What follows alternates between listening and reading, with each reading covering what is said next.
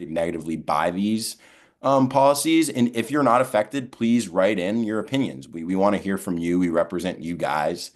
So please write in your opinion. Outside of that, the congressman, right now, he's really relying on the judicial branch and hoping that they pull through. And they have been pulling through. They've been making very, constitutional and legal judgments and arguments. And we appreciate that. That's what checks and balances are for. And then he's also reminding his colleagues on the other side of the aisle of exactly what their role is in Congress, right? And that role is to not cede power to Donald Trump and his administration. That role is simply to draft bills, vote on them on the House floor.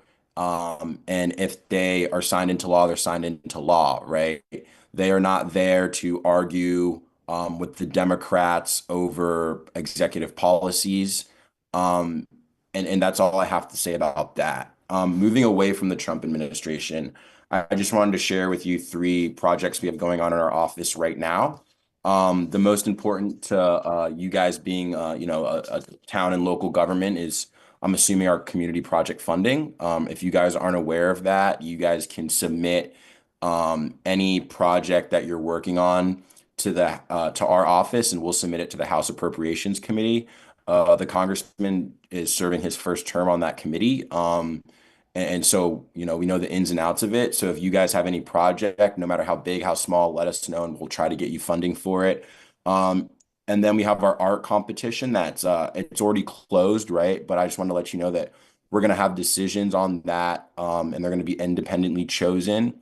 And we should have decisions by late fall. It's a long process. We have a lot of art to go through, and we want to make sure that, we really give the independent panel, which is the state senators, a chance to look at the art and understand the backstory behind it, right?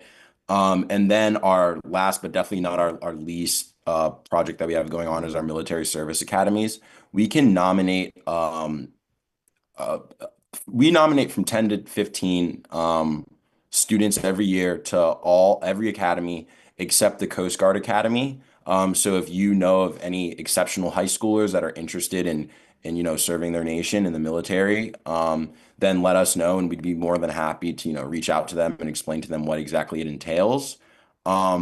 And again, more information can be found about that on our website. And that's all I have for you guys today. And thank you for letting me speak again. I really appreciate it. And thank you so much for coming tonight and give us an update of everything that is happening. And you saying our regards to Congressman Ivey, because it's not easy timing. All right. May I address Mr. Robinson for a moment? Yes, please. Mr. Robinson, if you're still there, I would like you to send my warm wishes to Congressman Ivey for attending the March for Science a few weeks ago. But I'd also hope to see him at the Brentwood Day, which is Saturday, June 7th, here at our Bartlett Park. It'd be nice to see him there. I'll pass that message right along. Thank you, council member.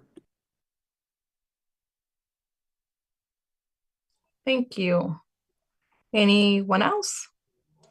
All right, so I will move to the reports. We have the police chief report for the month of March.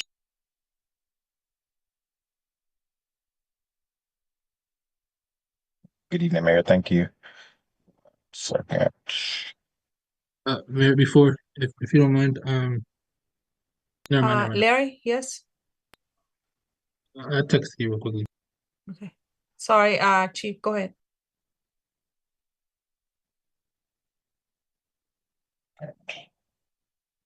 I skipped somebody. I'm so sorry. Yes, I have her. Lourdes Hulk, I have her from the Maryland National Capital Parking Planning. I apologize for that. You're in the list. So, Chief, just bear with me one moment. Lourdes, bienvenida. Hi. Welcome. Thank you so much. Good afternoon. I just want to talk briefly and introduce myself for anybody that doesn't know me. I represent MNNCPPC, the Department of Parks and Recreation in Prince George's County.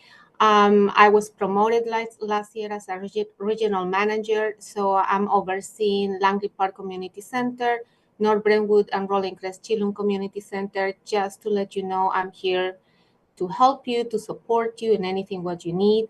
I'm going to leave my email in the chat so you can reach me out, and also make an announcement about North Brentwood Community Center. We are updating the hours, and before the center used to be open from 2 to 9 p.m. So now we are opening earlier at 9 a.m. There are great opportunities that are coming up for the community. We have a bilingual program specialist at the center. So we are looking forward to outreach different type of demographics and provide new classes. Day camps are coming to the community center, and the playtime program that also will be in different locations. And I'll be sharing the information in the next meeting. Thank you so much for the time. All right, so now I can move to the reports. Police Chief, Mr. Jones. Good evening. Thank you, Mayor. We have the monthly report for the police department for the details of March 2025. So as usual, we detail out our crime statistics for March, well, month to month. So this is March 2025 compared to March 2024. If you look at this chart, I'm actually pleased to say that looks like March is almost a no property or crimes against person month, which is good because those are violent crimes. So there's 0 in the month of March for 2024 and 2025. So that's actually a good thing for the town. When you look at crimes against property, 2025 to 2024, there's a bit of difference there. So we had a few residential burglaries in the month of March too. So that raised the percentage of change for that. We had less stolen vehicles in March of 2025 than we did in 2024. And we've had less thefts, and that's things like package thefts or sometimes considered lost items. And of course, no arsons. So property crimes in the town for the month of March only compared to last year are down 30% at the moment. So we continue to see a trend downwards in our crime statistics. We know that we're getting ready to go into the warmer months, so that will probably see an uptick. And then our Part 1 crimes, which are all crimes that are reported to the Federal Bureau of Investigations. We've run statistics from January 1st through the end of this reporting period, which is March 31st, and we compare them to 2024 to see what we have. There is overall a 47% increase in reportable crime to FBI compared to 2024. So we see, of course, our burglaries went up, our stolen vehicles went up, our thefts went up, and our thefts from autos stayed the same. I can tell you that when we look at April statistics, we're going to see that the stolen vehicles and the theft from autos are actually higher in April. So we've been not having a good start to the month of April, but we fared pretty well in March. Our call for service volume for the month of March, total of 327 calls, and some of those are self-initiated by the officers, not necessarily 911. In 2024, we had 241 calls for service, so that's a 35% uptick in calls for service. That could be attributed to self-initiated calls too, and not necessarily that things are happening or coming from the 911 call center.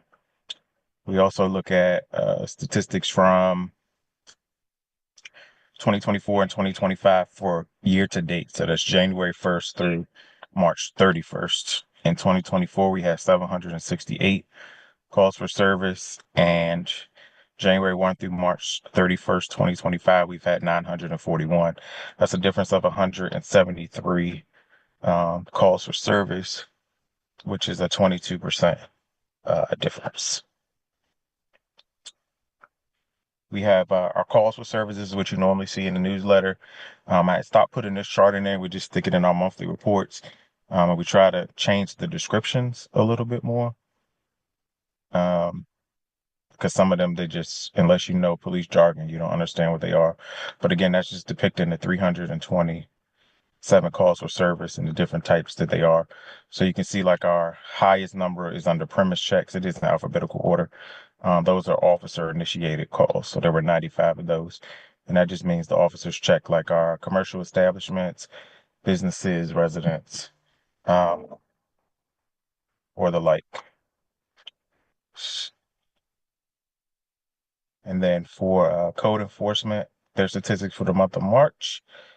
They've had one training event. They did 75 rental inspections, issued 15 violation notices, 2 impound warnings or tow warnings. They issued 8 building permits for construction, and 1 stop work order was issued to a commercial establishment. And the reason the rental inspections are higher this month is because we began the inspections on the Capitol Apartments on 38th Street. We have 2 establishments. These are commercial establishments that we have numerous complaints from our residents that we're currently investigating. That's 3712 Rhode Island Avenue for nighttime parties. And then commercial noise violations from Everfresh at 3815 38th Street. So these are ongoing cases that we are actively working on with Prince George's County. As some people know, our stop sign camera program is live. It began sending warning notices to residents on March 18th, and that went through April 1st. And then the cameras began sending violations on April 2nd. You can view your citations on a website, or you can visit, let me get the website. letsdrivesafer.com/Brentwood to see the different problem areas that they're collecting data. I know that some residents mentioned on this call earlier that they had some concerns about the stop signs on Volta and the stop signs on 38th.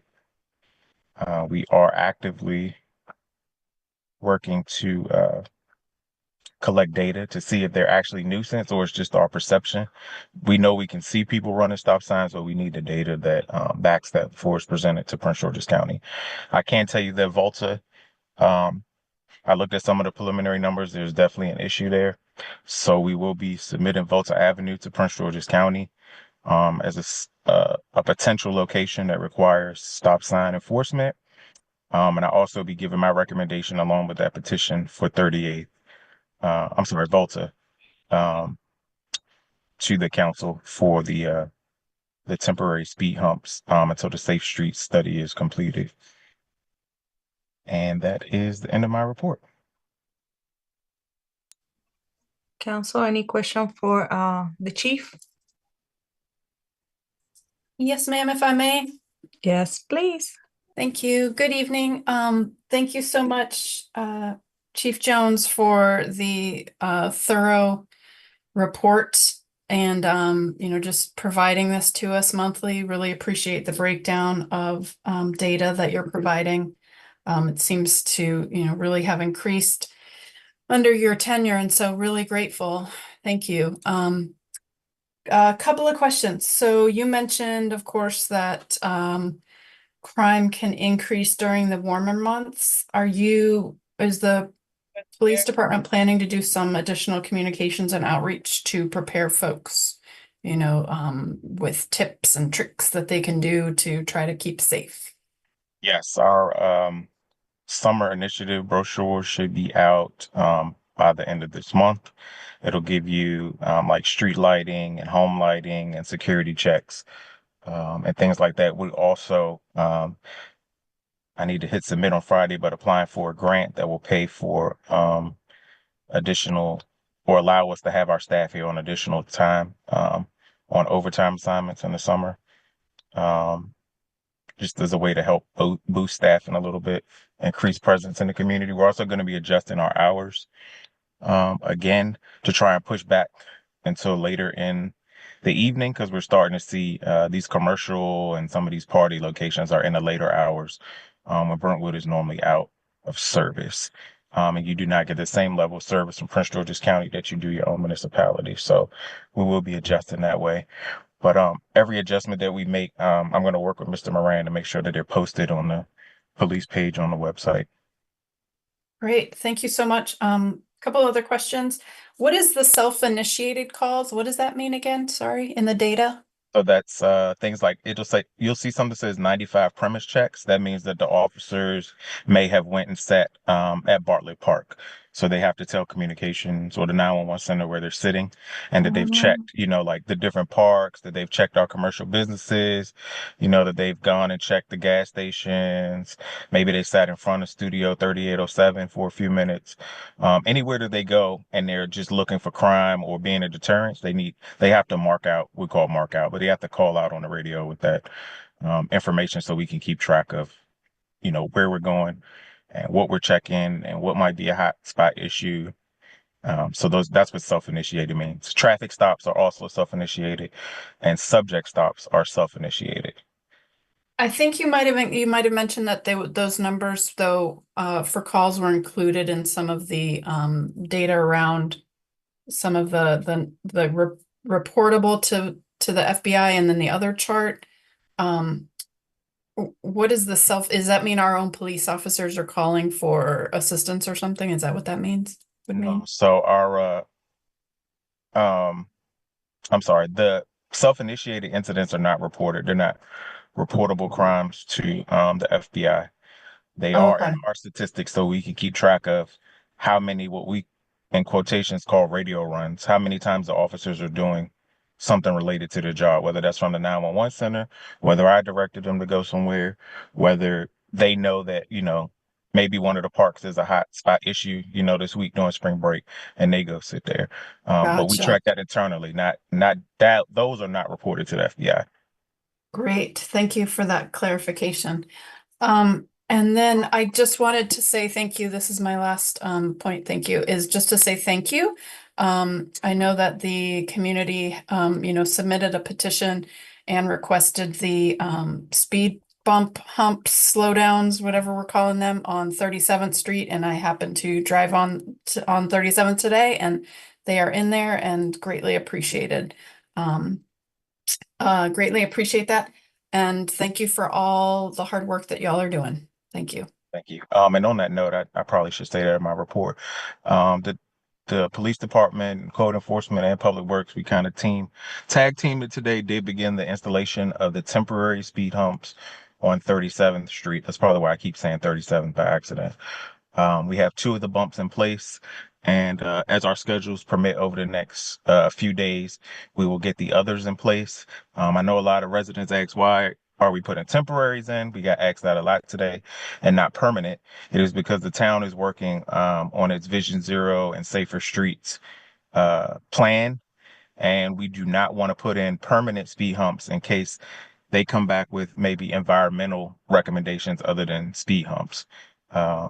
So we want to see what that plan lays out for us first, and then we'll move towards the permanent speed humps if that's something that they recommend in their plan. Because 38th is definitely probably a spot for a traffic circle. I would think a study will probably show that at some point. So we just don't want to waste tax dollars putting down asphalt speed humps just to have to take them back up in that Safer Streets recommendation plan. And that is it, Madam Mayor. Thank you. Thank you, Chief. Anyone else? Any more question for the Chief, Council, before I move to the next report? Just a quick one by me, if I can. Please. It's really quick. Chief, appreciate everything. I know several of us on the council have been fielding questions about the stop sign cameras, and often folks want to know specifically where they are, and I've referred them to the town website. I just want to make sure that that information is still accurate on there. Yes, and I will Well, last I checked, I will double check it tonight and make sure that it is correct. As data shows improvements, actually, which it is, believe it or not, people's driving habits are already changing in the town. Those will change, but we definitely will send out notice about where they're changing to. And they have warning periods for that, the new locations, when they do get changed. Outstanding. Thank you. Thank you. So I will move to the next, the town administrator's report and treasurer's report.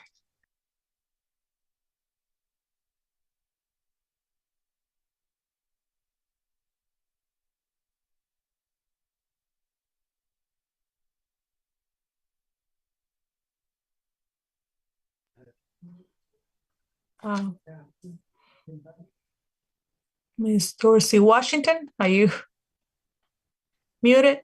Oh, you can't hear me. Good evening, Mayor and Council and guests. I will be reading the treasurer from financial reports for the month of March 2025. Ending balance in the general fund is $799,583.82. Ending balance in the ARPA account is $24,968.62. Ending balance in the capital fund is $235,272.33. Ending balance in the PNC money market is $338,622.78. Ending balance in the money market Truist account is $189,648.69. Ending balance in the merchant account is $154,571.04. And the ending balance in the Truist checking is $242,781.26. Total cash on hand at the end of March is $1,985,448.54.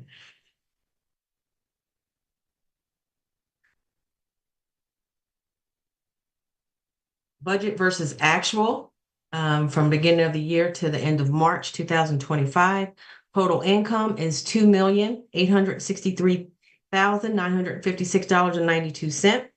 Total expenditures is $2,745,897.10, leaving us with a surplus of $118,059.82 at the end of March. Total bills presented for your review is $153,632.64. That completes the reading of the financial reports for the month of March, subject to audit.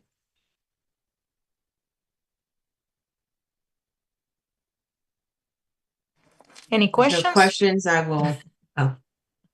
Any questions about the finance? I hear no. Please go ahead. I'm sorry.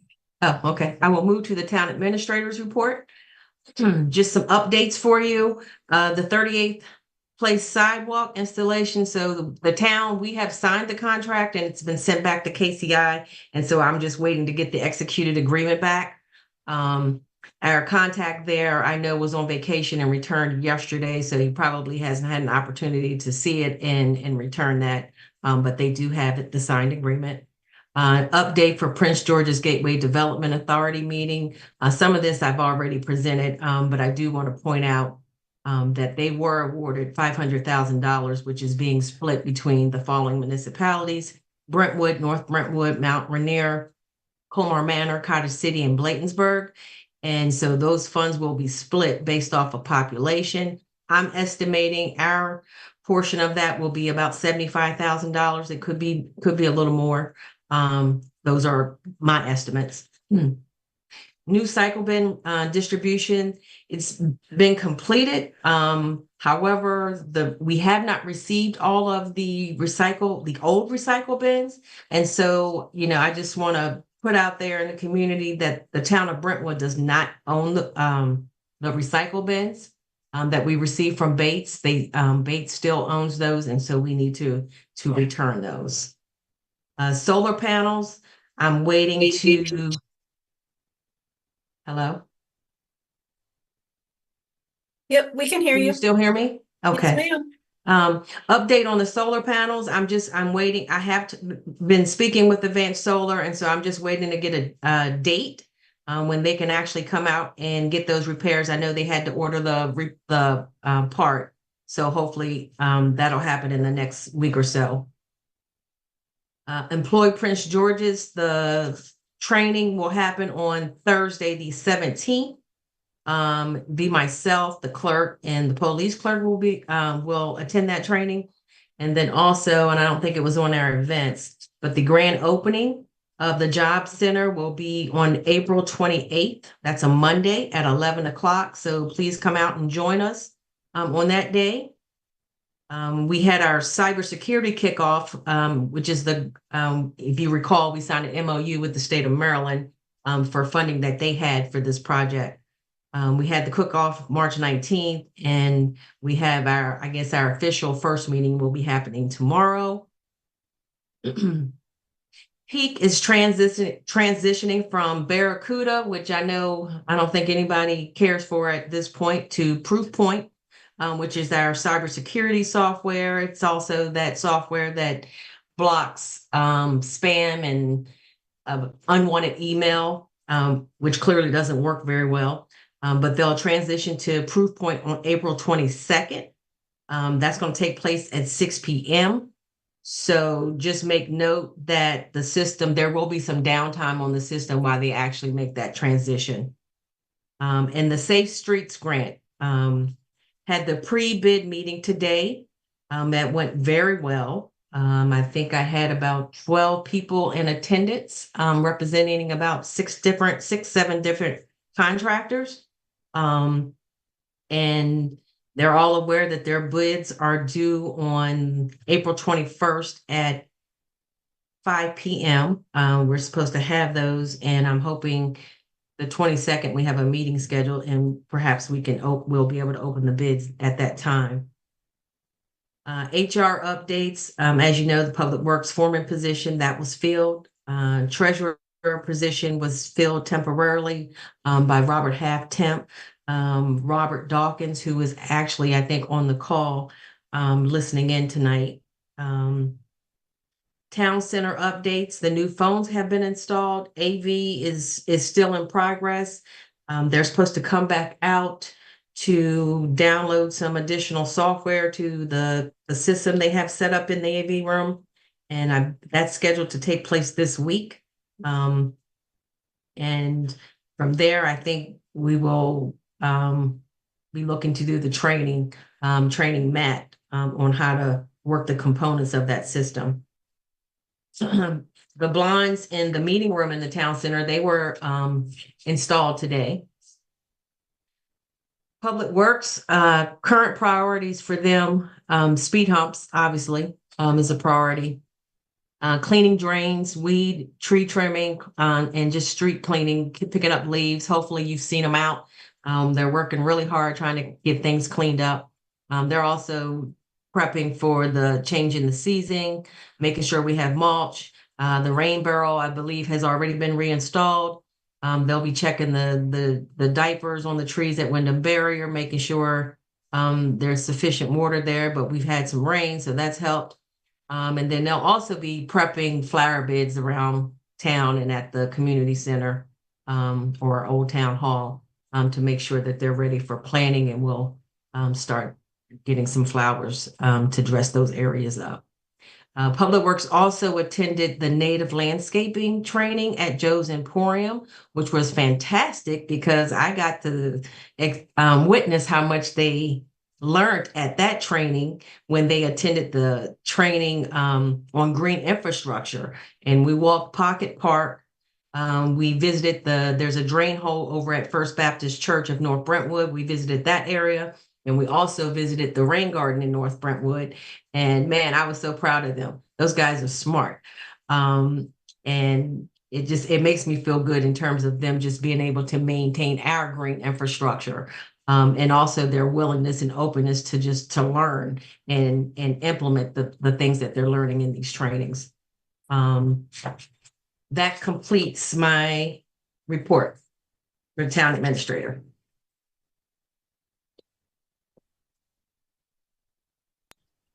Thank you for that. Shelley, any You're question welcome. for our town administrator, If I may, Mayor. Yes. please?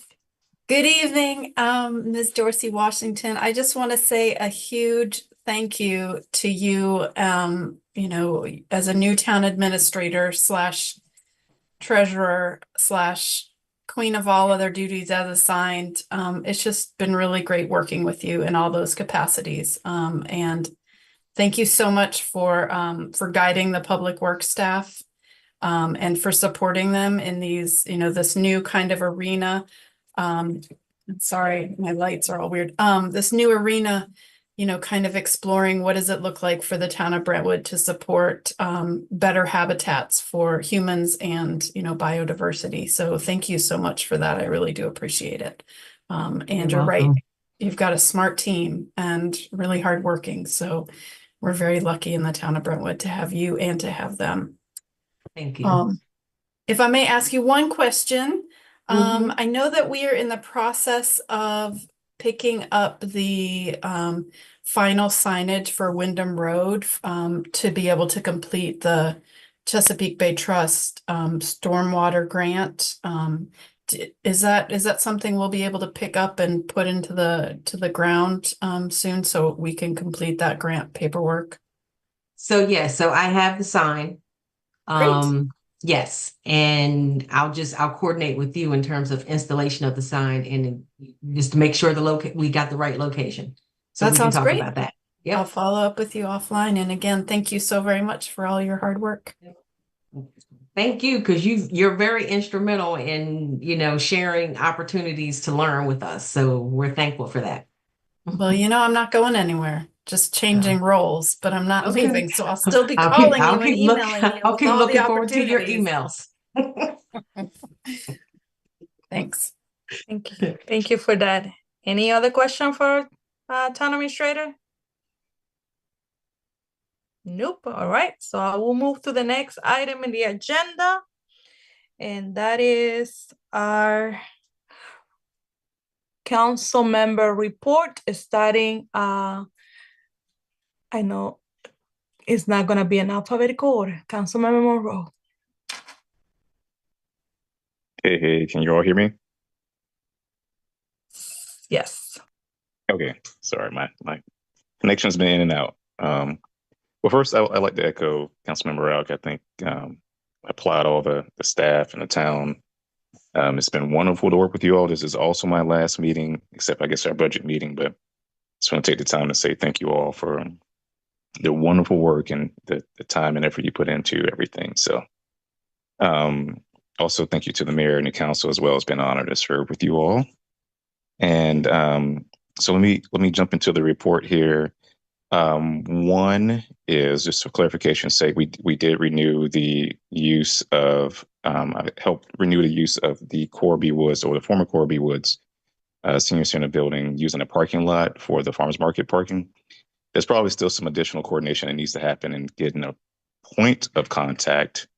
So I was sort of like the default person. So I guess I need to make sure they reach out to the town administrator in the future for questions. I think one thing that happens from time to time is the farmers market gate somehow ends up getting locked. We have not been able to figure out who's been locking it. Sometimes it's, opened again. So that being said, Madam Town Administrator, I'll reach out to you and follow up and make sure you have the right contact for the county services department that's over it. And then make sure that the farmers market knows to reach out to you before each Saturday, just to kind of address that issue. So that's one. The other is on the cable authority front. The last step, I think, and Matt can speak to this probably better than me, is that the training for the new AV system just needs to take place. And I believe he said that's the first, I think that's May 1st or May 2nd. But that was largely be it. And there's some minor things, I think some equipment that needs to get purchased for the old town hall, but largely looking forward to having the AV system finally done and we can use it for hopefully the next budget meeting. But again, thank you to Matt as well for his tireless work on the anything IT or AV or all of the above. It's been a pleasure working with you too. That being said, that's about it. Most things have been wrapped up. I know we're going to talk about Safe Streets. That's another last one to sort of wrap up here before we go. And I don't have anything else, Mayor. And thank you so much for that, Councilman Monroe. Yes, you're not finished yet, so don't get too excited because we have a special meeting on the 20, I think it's the 22nd. I just want to put That's that out right. there. I just want to put that That's out there true. because you're so All right, happy I'm leaving. No, you're not yet. So one more meeting, and I'm technically still serving the town, even when I'm done in my yes, I know, in arts your and new planning role. So capacity. I'm not Yep. going anywhere. Excellent. That's the great news. All right, Councilmember Burgess. Thank you, Mayor. Luckily, the adept town administrators commented on a couple of the main public works comments, such as the contract with KCI, as well as the speed humps and sidewalk issues. So those are taken care of. Thank you very much, Shelley. We had the first meeting of the Citizens Advisory Board. I guess that was 2 Saturdays ago. It was a rather small group, but sturdy, and we spent most of our time talking about street traffic and parking signs, and hopefully can get that group into a more formal organization before too long. I think it'll help if the clerk is listening. I've written a couple of different advertisements to go in the Lamplighter about that event, and we'll need to make sure they actually get in there in the future. The only other thing that's on my docket is I reached out to some of the folks that have access to Cora Woods, as Marcus just brought up. I believe that was Miss Johnson, about possibly putting up one of those little library / food pantry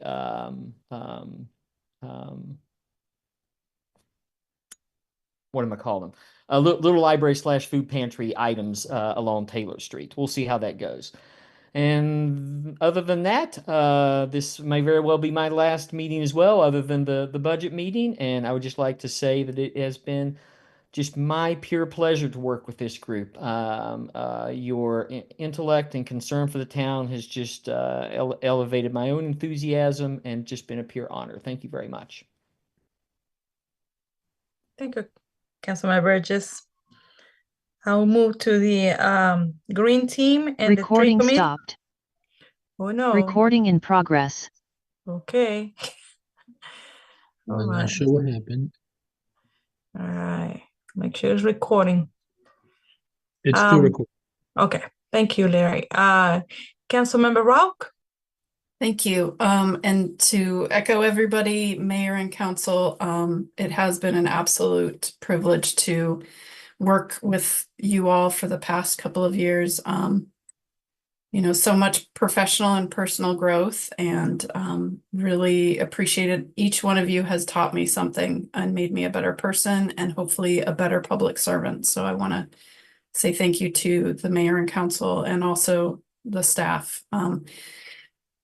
You guys just work tirelessly, and I know not all the staff is on this call in this meeting. So, you know, I just hope that, you know, you pass those good words on to the rest of the staff, because you guys bend over backwards for all of us and the whole town and everybody. So thank you for that. So I will hopefully be, you know, providing whoever future liaison to the council will be working with the green team, but hopefully be able to provide them some updates going forward. We do have some, you know, some grants that will be continuing and won't finish until the fall. So hopefully I'll get the opportunity to work with, you know, one of the wonderful candidates that are running for mayor and council to continue the good work that we're doing. Want to just highlight this past Saturday, we had a really great Bartlett Park redesign workshop. So, you know, good, healthy turnout of people who were really interested and wanted to be there and wanted to make this community better. So really grateful to everybody who came. Of course, we're not implementing all of the ideas, the next day. But what is happening is through that Chesapeake Bay Trust grant, the contractors will take all of the suggestions and ideas back to their tools, and we will receive a technical and design plan, I believe in July or something like that. Let me see here. We should receive the technical plan by July. Yep. So they're going to conduct some analysis and technical studies and design work and get feedback May to June. And then July, we should get the report, the final concept design and strategy for implementation. So not only the design and the technical design, but also because this was an entirely Chesapeake Bay Trust funded activity, and they want to make sure it comes to fruition, the contractors will also provide the town with the ways to achieve the designs. So suggestions on where to get grant funding and partners in the community to achieve those goals. Let's see, not this Saturday, but the 26th, I hope everybody will join us for the annual Earth Day Anacostia Watershed Society cleanup. We'll be meeting actually in Hyattsville, but we do that frequently because it's a good meeting place, and we can just cross the river and clean up both the Brentwood and the Hyattsville side, because really it's one watershed. So we don't just have to focus on doing this cleanup in Brentwood. So we'll be meeting at the 38th Avenue Neighborhood Park. Hope folks can join us. Let's see. So updates on the other grants. We have the MNCPPC planning assistance to municipalities and communities. They are working on the Brentwood Climate Action Plan. We had a good meeting with the Climate Action Plan Committee to go over kind of what the Climate Action Plan will look like and how it should be used and useful for the community. So it's not just a document that sits in a drawer, but people are actually using it and finding it helpful. Also, part of that work with MNCPPC is the flooding and stormwater hazard and risk management analysis. And Ms. Dorsey Washington, if I can, I believe that the flooding and stormwater hazard report is going to be shared with the council in a special session that'll be open to the public. And do you know what date and time that is? Yes, that is correct. I actually put it on the agenda because I wanted to make sure we had a discussion and encourage folks to participate. But we can talk about it now because I think it's a great time. But it's May 1st at 6 p.m. In North Brentwood. Their mayor and council will also be joining us on that call. And just as a side note, when is our last day as council? As these currently hired people of council, when do we cycle off? The next meeting will be a special meeting for the budget. What is the 22nd? And then the officially out is on May 7 because we still have to be, it's May 6 because election is May 5th. So on May 6th is the first meeting of the new elected council, and you still have to be there for the final. Great, thank you, Mayor. So that means that all of us in our current form are invited to participate in that flooding and stormwater, and we need to have at least a quorum. I don't think that we're voting on anything on the May 1st, but we should all be there, right? Yeah. Okay.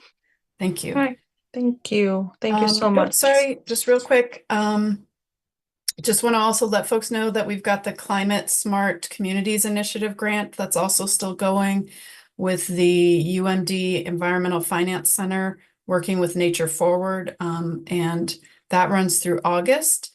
And so with that grant, as Ms. Dorsey Washington mentioned previously, the funding for that went towards training the Public Works Department, but also it will be there will be a delivered design green infrastructure plan that will be for the Pocket Park. So they're taking a look at the Pocket Park because there is some stormwater management issues there. And they'll be delivering a suggested green infrastructure plan towards August. Nature Forward, in partnership with the UMD Environmental Finance Center, will also be conducting outreach for us in the community at our upcoming community events in the summer to explain to folks what the climate action plan is and helping them understand how it can benefit folks in our community. And then I talked about that one and that one, and now I'm done. So thank you very much for letting me be the liaison to the Green Team, Tree Committee, and Brentwood Native Plant Network. Any questions? I'm happy to answer. All right, thanks. Thank you. Thank you so much. All right, so the next will be Vice Mayor Taylor. Good evening, everybody. Can you all hear me? Yes. Okay. So I'm going to leave my thank yous for last. This month I focused on reaching out to vendors for Brentwood Day. We've solidified some, but I'm going to reach out to folks again, and I'm more than happy to stay beyond the term to help assist with making sure that we have enough vendors and that we have everything set up for that. I'm also going to be reaching out to the treasurer and the town clerk because I would like to book the amusements for Brentwood Day just so I can make sure that we don't run the risk of not being able to secure anything for the day. So I'm going to do that this week. Ms. Dorsey, you'll be getting a phone call from me. In terms of Prince George's County Municipal Association, or PGCMA, we held elections to replace the vice president, who was myself, and replace a member of the board at large. And so we elected Councilmember Edward Haba from the city of Hyattsville to the position of vice president, and Mayor Kashina Cross from the city of Glen Arden to our board at large. We will be meeting this Thursday. Virtually all elected council members are invited to attend, and you should have gotten your agenda and Zoom link today. Chief Jones, let me know if you're interested in coming. Our presenter is going to be from the Prince George's County Police Accountability Board. And so it just may be something that's of interest to you.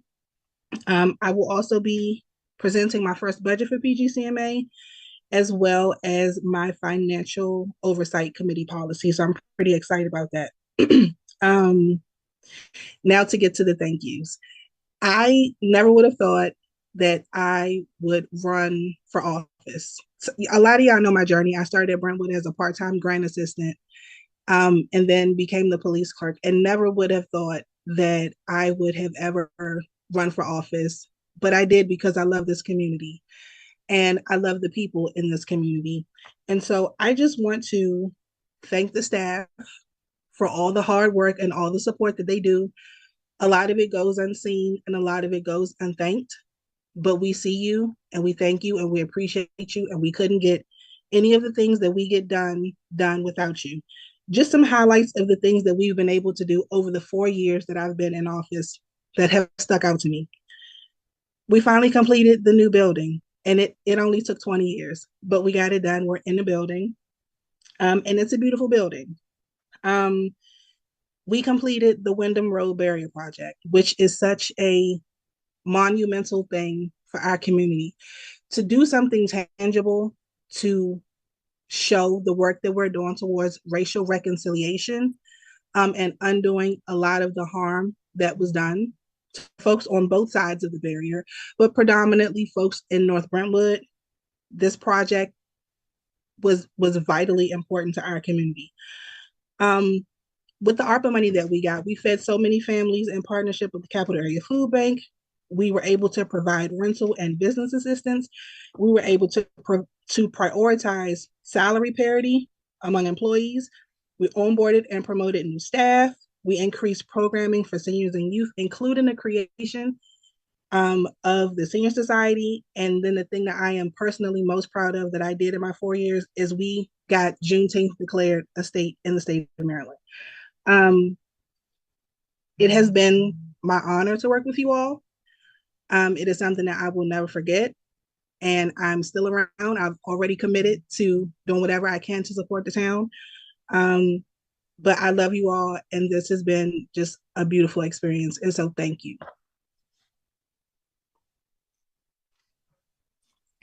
Well, thank you, Vice Mayor Taylor. I'm just gonna save mine for later, but I echo every single one of you and all the support and all the hard work. As you said, the staff, they work tirelessly to complete, to accommodate a lot of the things that are sometimes last minute. But I will say that we have accomplished a lot. And this is not this is a team. It's a collaboration, it's a consensus, and getting to know that it's okay to agree to disagree. And I do appreciate that I have received a lot of the professionals that have worked along me. Thank you, because I also learned so much from each of you. Although sometimes I have hard time expressing the way I would like to do so, but you know that in my heart, I feel nothing but appreciation for every single thing and word that you have told me, encouragement that I have received, and nothing. I just said, thank you so much. And I know you guys not going anywhere, so you still gonna be around. So I'm sure that are gonna be in one way or other, collaborating with each other. So thank you. But like I said before, we still have one more meeting to go. You guys are killing me. I'm going to start giving out hugs here in a minute. Liz, can you please take all of those from for us? All right. So, well, on my report, I have been having meetings as our town administrator announced it. We have finally get to that point that we are about to launch the Employ Prince George's lab center, job center in our town, which is a big milestone for a small town. We are one of the, well, I hope other municipalities will come along, but we are one of the first ones to be working with Employ Prince George's and the USA Jobs and their lab.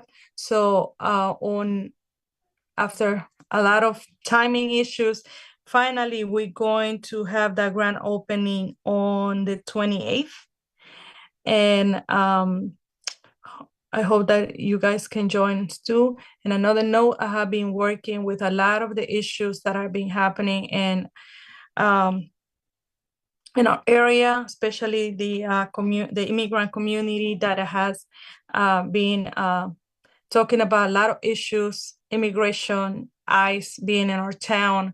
So we had a forum with an immigration attorney in partnership with Coleman Manor to talk about not only know your rights, but also who things that can prepare our families in case of. So that's the talk. Also talking with business owners and the impact that they have already received.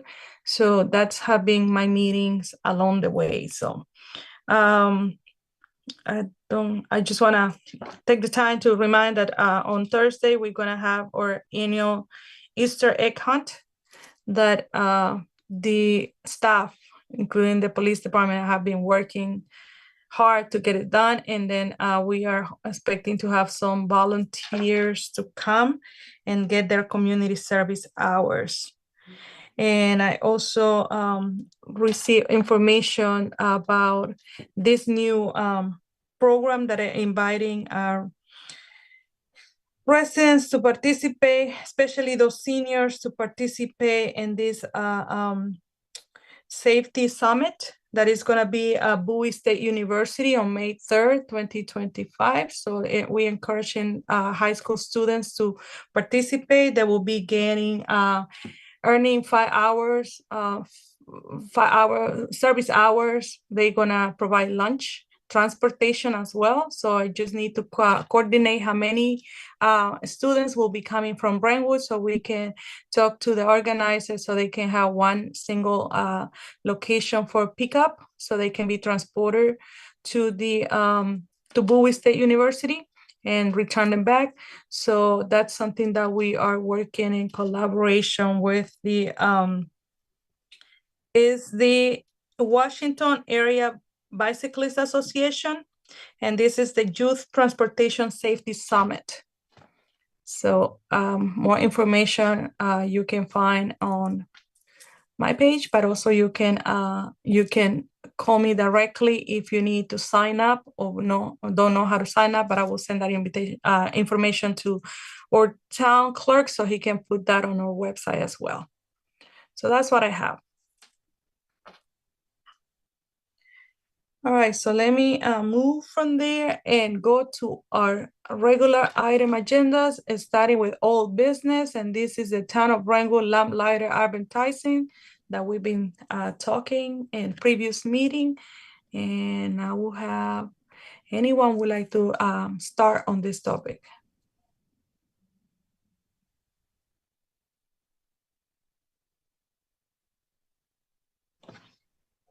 I'm sorry, Mayor. This is Vice Mayor. Vice Mayor. Councilmember Burgess submitted a really good, I think, policy that we can adopt for advertisements. I know some questions came up at the last meeting regarding if we're able to make sure that we're adhering to the different sizing options, because people will be paying for it, and the town clerk advised that we can. And so I am in favor of moving forward with this. Excellent. Vice Mayor, would like to make the reading of this new policy? I sure can. Let me grab my eyeballs so I can see what I'm looking at. Oh Lord, I can't find them. Okay. Well, Vice Mayor, I can read it. Thank you. Yes. Thank you. Yep. Sure. Policy for submissions by residents and community organizations. In order for a submission to be accepted from residents and community organizations by town staff to be published in the Lamplighter, the following criteria must be met. The person submitting the article must be a resident of the town of Brentwood. The organization submitting the article must be located within Brentwood's geographic boundaries. The organization has a lawful purpose which does not pose a threat to public order, to the safety of the public, or to the safety of any individual. The organization does not have as its primary purpose marketing products or services or making a profit unless the event is determined to be a community event or community information benefiting the community in general. Number 5, provides community with information about a community event or useful information to the community that is nonpartisan. The town of Brentwood will attempt to publish all submitted notices and articles by a Brentwood resident or organization unless there is insufficient space available or if deemed unacceptable for publishing by any section of this policy. Any articles and notices submitted by community members and community organizations may not contain profane language, sexual content, content that promotes, fosters, or perpetuates discrimination on the basis of race, color, age, religion, gender, marital status, status with regard to public assistance, national origin, sexual orientation, or physical or mental disability, defamatory statements, content that advocates violence or unlawful activity, or which poses a threat to public safety or security. Submissions by businesses. In order for an advertisement to be accepted from businesses by the town staff, the following criteria must be met. A, the person submitting, the person submitting the article must be a resident of the town of Brentwood, or the business must be located within Brentwood geographic boundaries. B, business has a lawful purpose which does not pose a threat to the public order, to the safety of the public, or to the safety of any individual. The business has town permits as required by local ordinances. Any advertisement shall not contain profane language, sexual content, content that promotes, fosters, or perpetuates discrimination on the basis of race, color, age, religion, gender, marital status, status with regard to public assistance, national origin, sexual orientation, or physical or mental disability, defamatory statements, content that advocates violence or unlawful activity, or which poses a threat to public safety or security. Advertisement fee must be paid in full. Submissions for insert pages. If an insert or page is requested by an organization or group and the town agrees to print it as in the public interest, the cost of printing, folding, and mailing shall be subject to the advertising fee schedule for the Brentwood News. Advertising guidelines and fees. Advertising in the Brentwood News is restricted to businesses located in Brentwood or businesses located outside of Brentwood that are owned by a resident of Brentwood. The rates are as follows. Type A, 2.25 inches wide by 3 inches high is $30. Type B, 4.5 inches wide by 1.5 inches high, $30. Type C, 4.5 inches wide by 3 inches high, $50. Type D, 4.5 inches wide by 4.5 inches high, $75. Type E, 7 inches wide by 3 inches high, $75. Type F, 7 inches wide by 4.5 inches high, $125. Insert page, determined by actual cost to print and insert based on number of pages. The ad rate is based on $20 per 2 column inches. Columns are 2.2 inches wide, 2.25 inches wide, with an additional discount given for larger ads. A 10% discount will be given to those who purchase a full year of advertising. Thank you, Councilmember Rauch. So I guess before discussion, I'm gonna ask a motion. I guess I'll make the motion as the author, although Lauren has such a nice reading voice. Maybe I need to get her to put my voicemail message on my phone. Okay. I make a motion for the town of Brentwood to adopt the guidelines for lamplighter advertisement as recently read and submitted to the council. Second. Okay, questions? I think I have a question, but I might not have a question because if I may, Mayor. Yes, Councilmember Rauch. Thank you. Sorry, Councilmember Burgess, is this we read this version in our last meeting last month, or this is a new version? No, that's the same one I submitted before, although it's on pretty letterhead now. And I actually, I think it was 2 meetings ago that we first talked about it. Okay. One, and I know maybe I'm too late and it's, my last meeting. And so everybody can say overvote me and that's the way it works on council. But one consideration is just when I'm thinking about who may be able to submit to the lamplighter is, for instance, like if Artworks Now, which is in Hyattsville, it's just up the road, or a business in Mount Rainier, Era Wine Bar or Pennyroyal Station wanted to submit an advertisement and their owners don't reside in Brentwood, but their services would service our town. Does that disqualify them? I think I'm sorry, Jay, go ahead. No. By all means, Vice Mayor, you outrank me. No. I was going to say, I think if we're going just on the basis of what this policy says, they would be precluded. So maybe we should,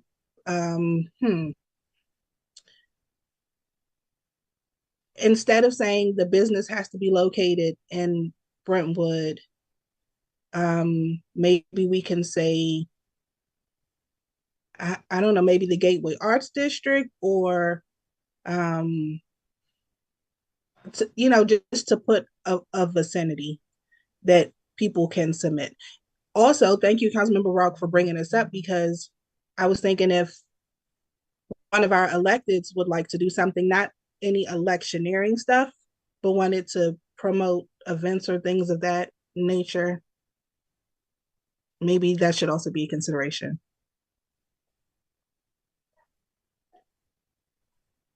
I like the language of using Gateway Arts District. I think that gets the point across and also makes it neat in a way. I mean, those are clear boundaries there, and it's a kind of a natural fit. Marcus, thoughts on that?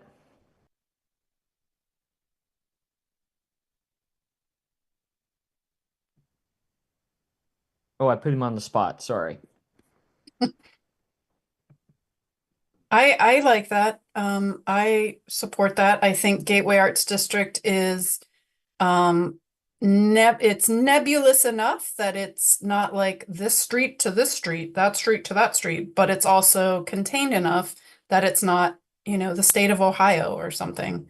Councilmember Monroe's having mic issues.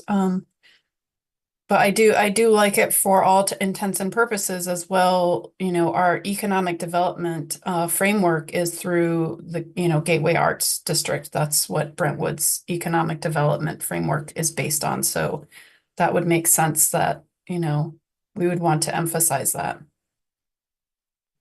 I don't know if Councilmember Monroe is able to speak again yet. I also like that this is a policy which is simple enough to amend if we decide that maybe we want to expand it or decrease it.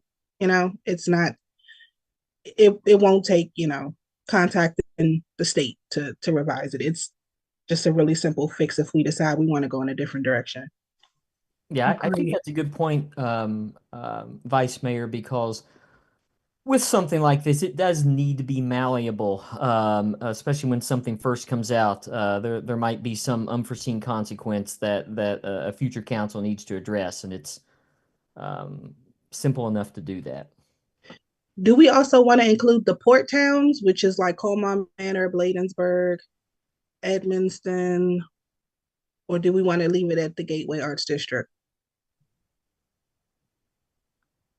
I kind of like that Gateway Arts District, at least for a start. At least to start, okay. Yeah, if there seems to be interest in our fellow communities in the port towns, then as you just said, it's easy enough to modify. And Marcus in the chat has given some support to the Gateway focus. I'm here saying the same thing. I agree. Yeah. The only other note I had, which it looks like maybe Mr. Moran edited already, but it's instead of saying the Brentwood News, you changed it. Thank you to the Brentwood Lamplighter. That was the only other note that I had. Yeah, I like this. I really like it. Thanks.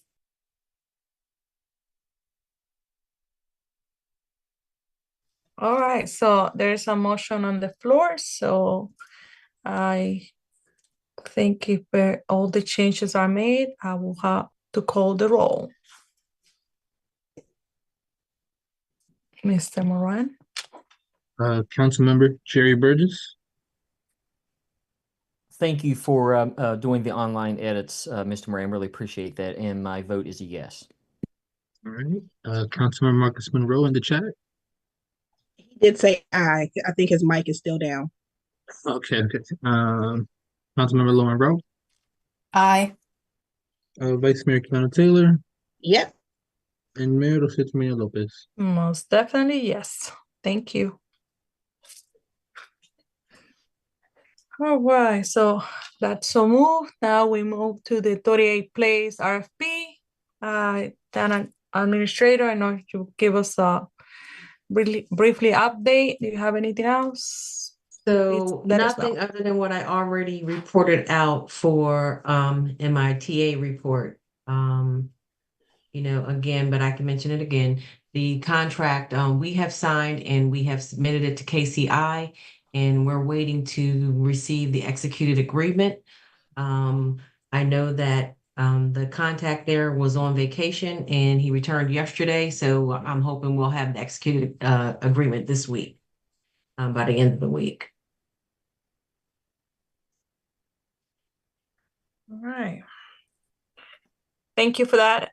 Going to move to the next one, then it's the 4509 39th Street. And this is town administrator once again. Yes, so I'd actually kind of like to talk about this one and the 4513 39th Place, which is in New Business E collectively, because they're both about driveway installations. Although one is asking for a variance. So 4509 39th Street, it does not meet the Brentwood itself does not have driveway standards. And this driveway does not meet the county's requirements. And there is not a pre-existing driveway apron there. So a curb cut would have to be cut if we were to approve a driveway installation at this property. There's very little room. It would be tight. 4513 39th Place, they in fact were able to submit their paperwork to the county, and the county in turn sent them a letter saying essentially they would approve it, but they needed a variance from Brentwood, basically saying that we approved them putting a driveway in the front of their home, in the front of the dwelling, as opposed to the side, because that's not in compliance with the county's regulations. So my concern, which I discussed with Jason, is that we don't have anything in our ordinance that dictates what the regulations are for a driveway. And I don't want to, us to be in a situation where we're saying yes to one and no to the other. And so I think what needs to be considered here is, do we want to let both of these through and announce that, moving forward, we will not do anymore until we can actually get some legislation on the books to offer some guidance to us internally as well as the community, or how do you want to handle this? So neither one of them, again, are in compliance. However, 4513 did in fact go to the county.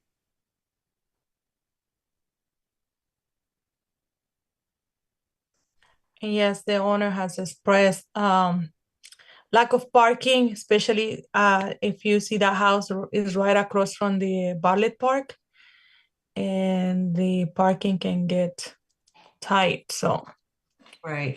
So I think some of the things to take into consideration, like I said, one, we don't have anything to in our charter or ordinances to govern a decision on this. The other thing to take into consideration is, I know we have a lot of properties that currently do have driveways that are in front of the house. I do not know if permits were pulled. There are a couple of homes, I'm pretty certain there are no permits, because I just looking at it, I know the county would not have approved it. We also need to consider the potential impact on property values in the community, with with these driveways directly in front of the house. Because you can imagine, the home that's here on the screen now. Can everyone see that? And if you put a driveway, and most of these folks tend to want to put the driveways like right in front of the stick where the stairs are.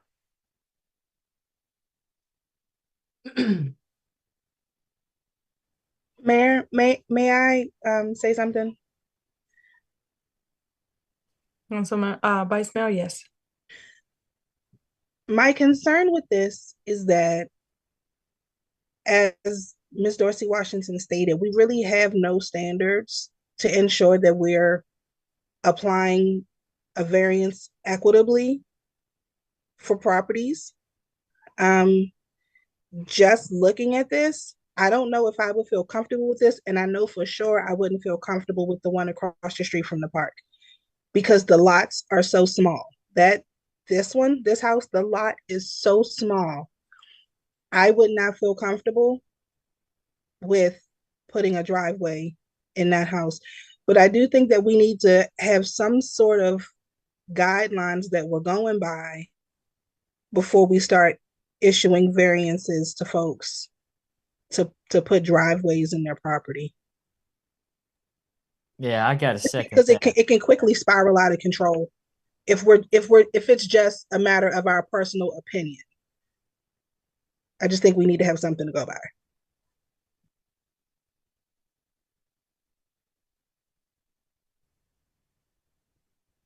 Well said, Vice Mayor.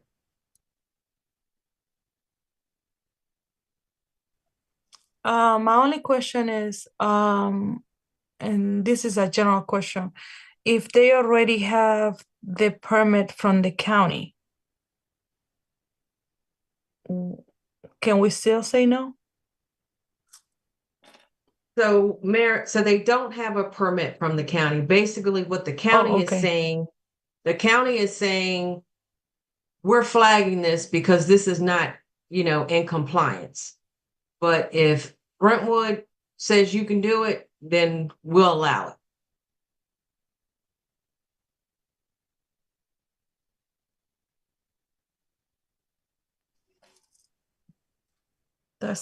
Yes, that's tough because it's so small.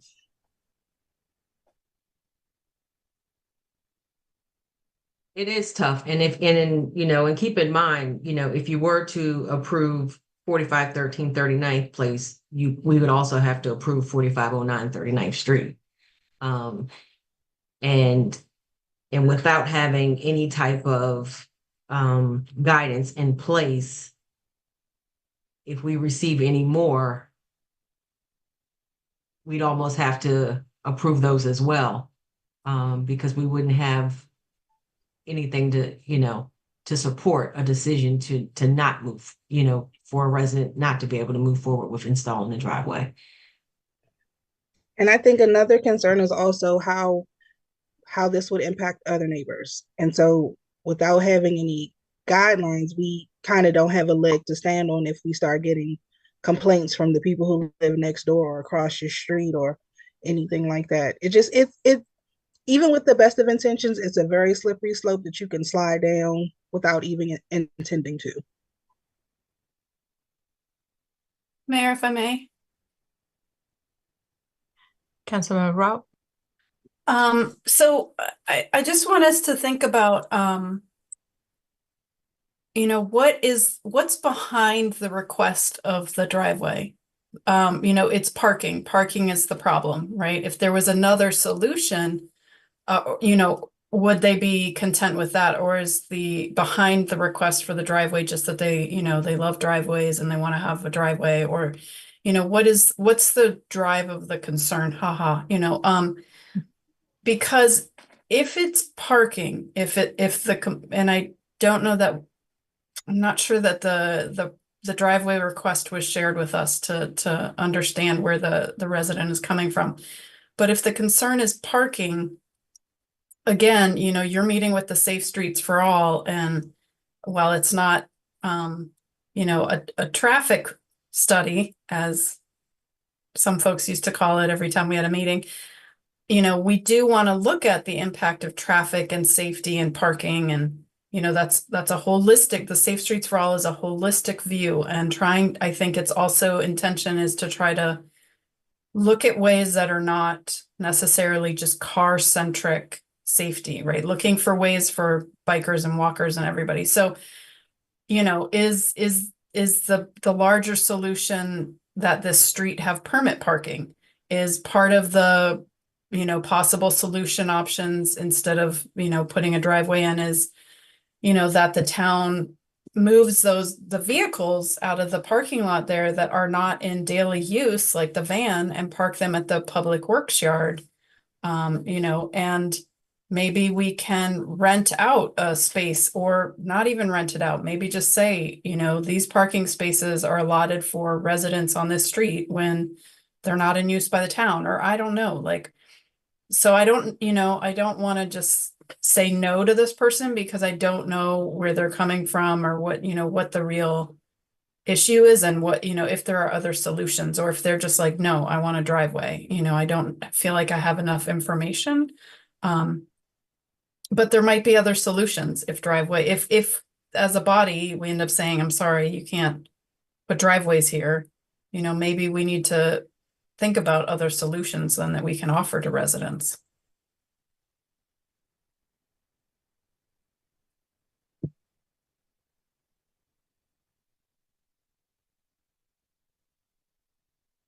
No more comments from me. Anyone else? So, no, but so we do owe the resident a response. So I'm guessing that the clerk of the town administrator will convey that we're not giving a yes or no, that we need to develop some in-house policies, and then we can revisit. That's a question mark at the end. That sounds more appropriate for this situation. I agree.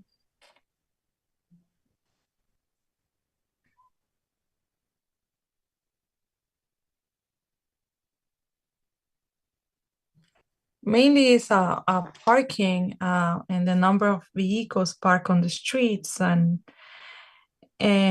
I noticed that it's not a lot of the houses that don't have driveways, but the number of cars. And one of the issues that the person on 39th Street had, well, both they're talking about not finding a space to park.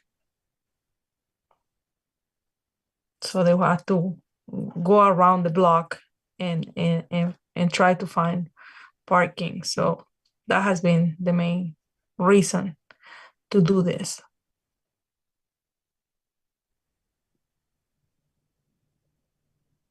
Oh, Mayor, maybe it's worth raising that street to code just to see if there's any, work vehicles on that street that can be that need to be relocated according to town policy.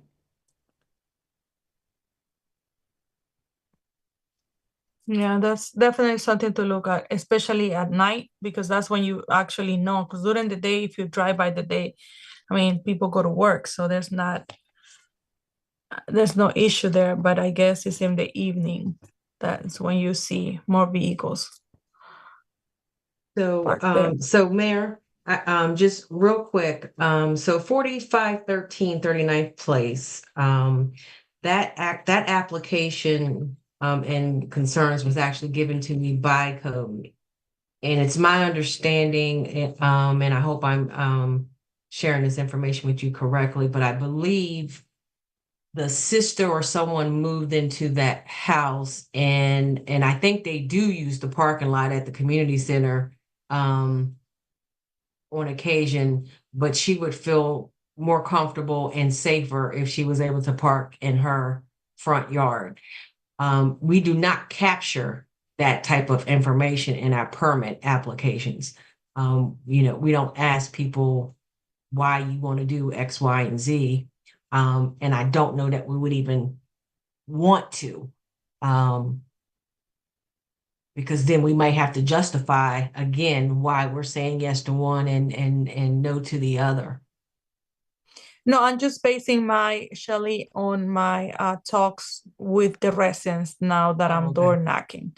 I'm basing that information on that. Gotcha.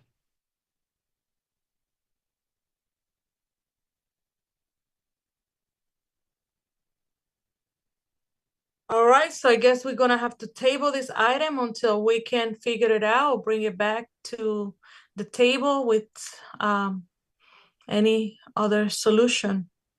Or maybe bringing a revision to the code. Or adding. Yes, so we can work on some draft legislation Mhm. and present that. Yes, that Mhm. will be the next. So we're gonna table that item for future. If there's no more question on that, 45. So I guess the same thing. I'm going to skip when I get to the new business. I'm gonna skip that one since we already discussed it. So the next item will be the Safe Street RFP. So yes, so again, just to reiterate, the RFP was published. We actually had the pre-bid meeting today. And it was very successful. We had about 12 folks that showed up representing about 7 different organizations. Some information was shared. They were encouraged to, spend some time after the meeting just driving around the town. The bids are due on the 21st, April 21st, by 5 p.m. And I'm hoping that the meeting that we have on April 22nd after the hearing, we'll be able to open those bids. So it's moving right along. Excellent. Any question on regards to this item? Nope. Moving along, I have the 2025 Town of Brentwood election update. Mr. Moran. Alrighty, so we're currently past the candidate forum. I'm not sure how it's been before, but we've had well, election judges had 84 views on YouTube. We had 50 folks on the Zoom call, so it went pretty well. We had a few hiccups that we had to balance out, but the election judges worked through it. The only thing left right now after yesterday, which was the last day for voter registration, is the candidate meet and greet at Mix Food Hall. It's taking place next Sunday, from 4 to 6, if I'm right. 1 second.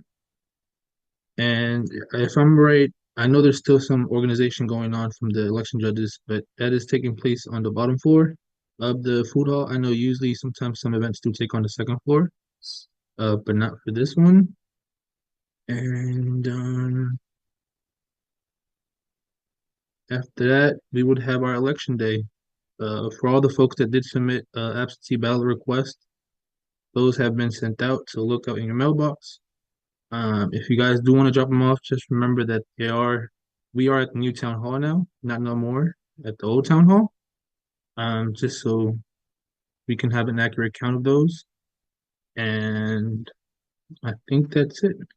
As far as election updates, some signs will start going up, so you'll start seeing more, and some banners as well.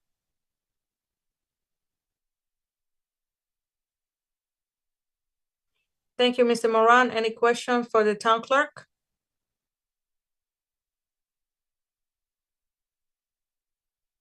I'm hearing none, so I move to the next, which is the community center gazebo rental policy.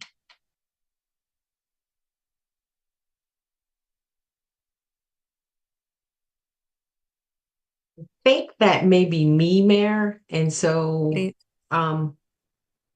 it's in progress. I haven't made any updates to it, but it does need some updates before it's resubmitted. Okay, my understanding is that there was a request.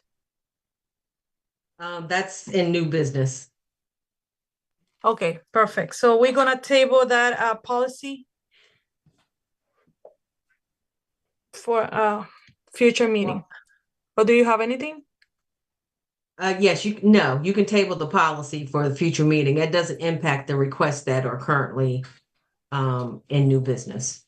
Excellent. Okay, thank you. So I'm gonna move to the new business, starting with the first, the introduction and reading of the ordinance 2025-09 fiscal year 2026 budget.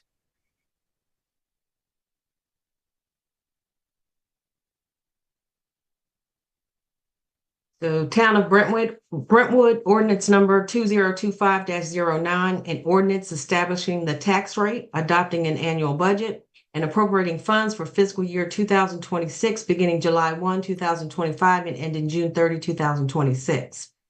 Whereas in accordance with section 6-303 of the tax property article of the annotated code of Maryland, by July 1st of each year, the council of the town of Brentwood shall set the tax rate for the next fiscal year on all assessments of property subject to municipal corporation property tax. And whereas a public hearing must be held prior to the establishment of the municipal corporation tax rate, the new rate will exceed the constant yield rate as calculated by the State of Maryland Department of Assessment and Taxation. And whereas the proposed tax rate for fiscal year 2026 will exceed the constant yield rate of 0.3484 per $100 assessed valuation. And whereas pursuant to the Town of Brentwood Charter Section 601-0, the mayor submitted a recommended budget for fiscal year 2026 to the council for its review and consideration. And whereas the budget provided a complete financial plan for fiscal year 2026 and contained estimates of anticipated revenues and proposed expenditures for the upcoming fiscal year. And whereas the Town of Brentwood Charter Section 603-0 requires the council to conduct public hearings on the proposed budget prior to adoption of the budget. And whereas the council held public hearing to receive comments on the proposed fiscal year 2026 budget and tax rates.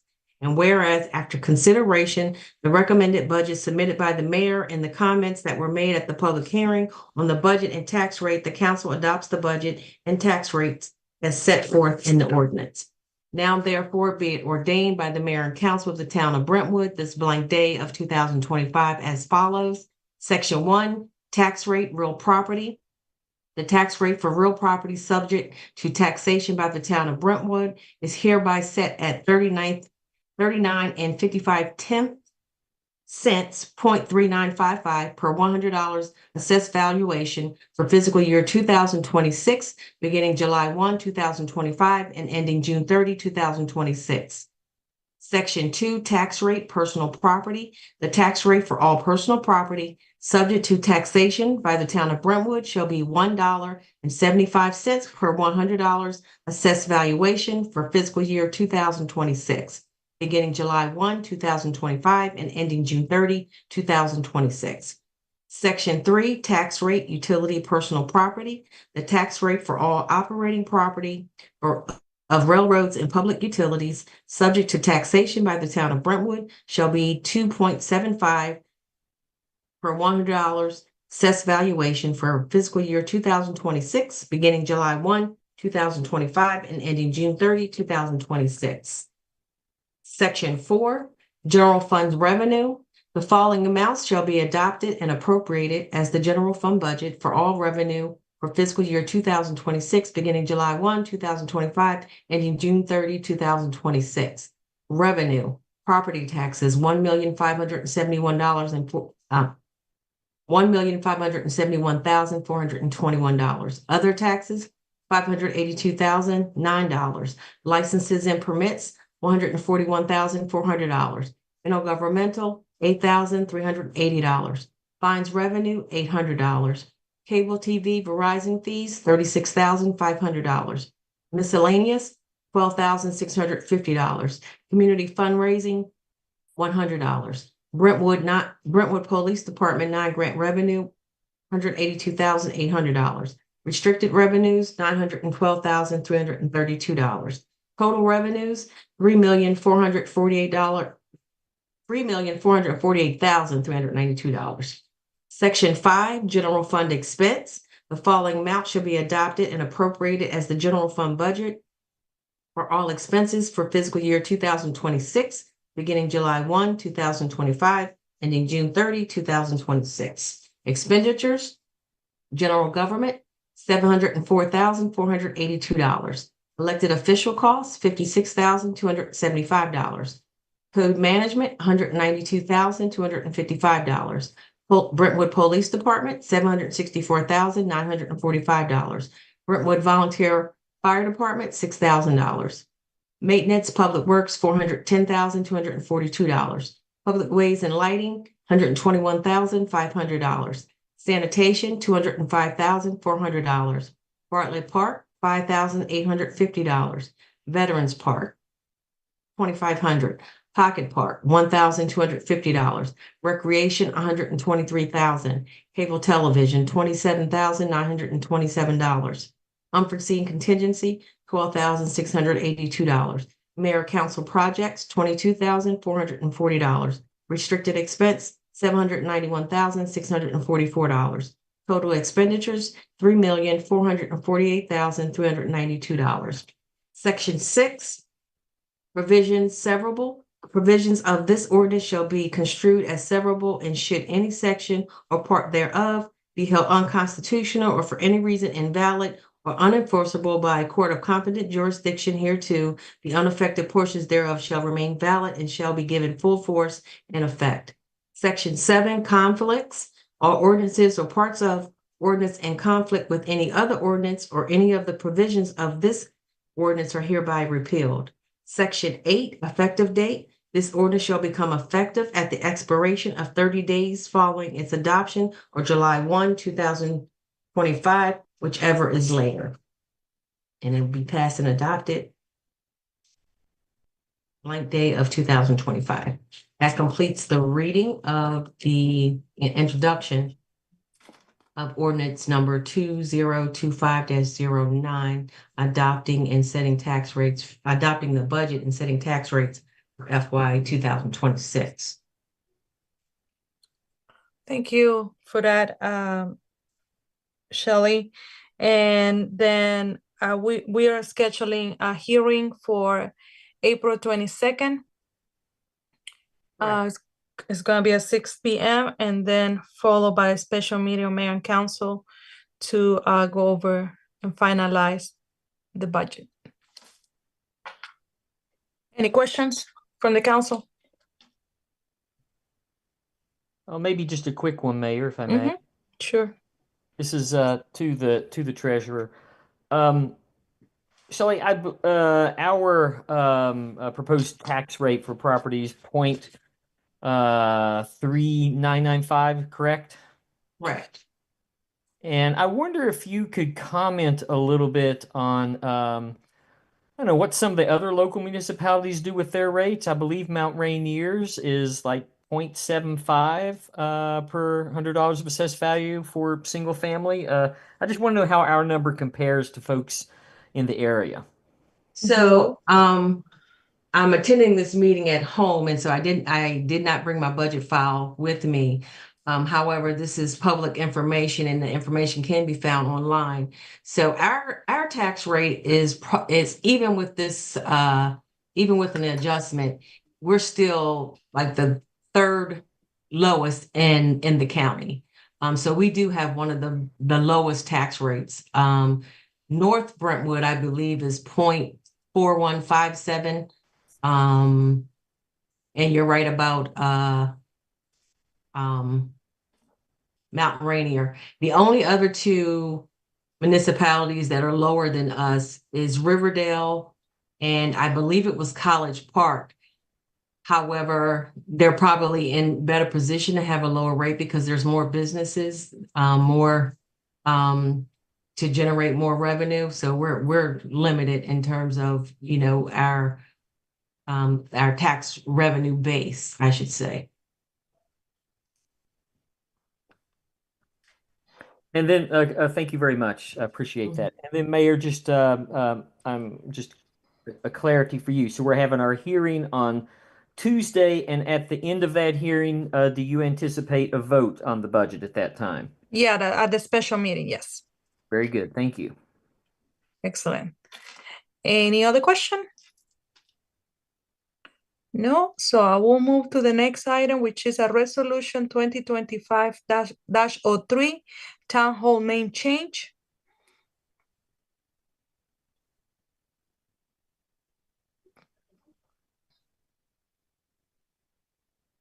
Okay. 25-03. Okay, so Special three, town. yes.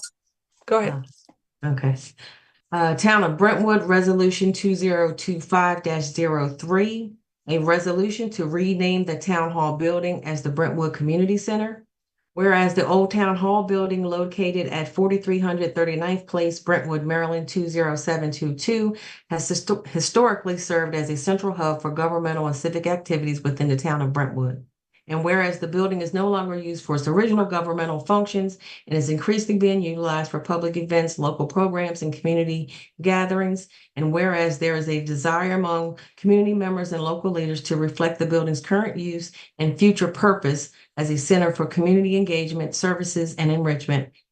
And whereas the renaming of the Old Town Hall to a more appropriate and representative name will better reflect its role in serving the residents of the town of Brentwood. Now therefore be it resolved by the mayor and council of the town of Brentwood that 1, the building formerly known as the Brentwood Town Hall, located at 4300 39th Place, Brentwood, Maryland, 20722, shall henceforth be officially renamed the Brentwood Community Center. 2, the appropriate signage and materials shall be updated to reflect this change. 3, the town shall continue to support the use of the community center as a space for inclusive, accessible, diverse community events, activities, and programs. Passed and adopted this 15th day of April 2025 by the mayor and council of the town of Brentwood. That completes the reading of resolution 2025-03, the renaming of the Old Town Hall to the Brentwood Community Center. All right. Thank you. Before discussion, can we have a motion? Mr. Moran, can you put that back up on the screen?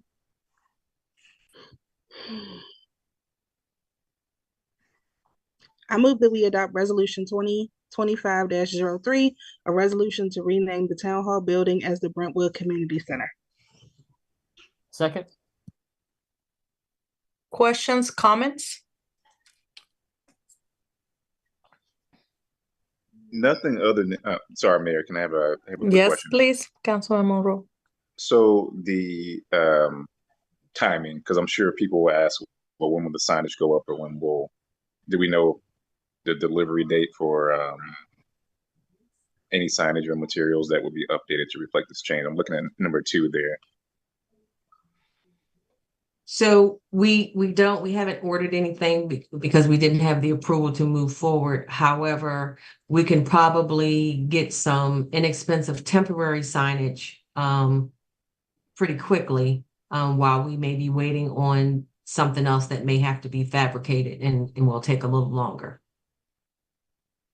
Thank you. And otherwise, I think it's a great idea. I think it's a timely transition to the Brentwood Community Center. So,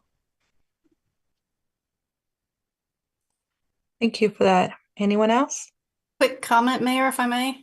Councilman Rao?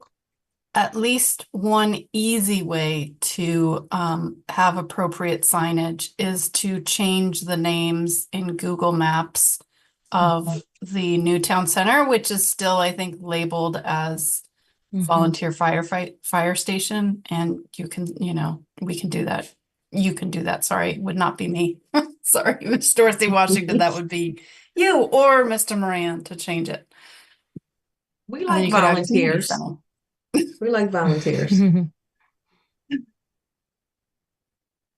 Yeah, it is important to acknowledge that this resolution also needs to be sent to the state. Remember that this current town hall now, if we pass, is a community center. It's still going to remain as a polling place.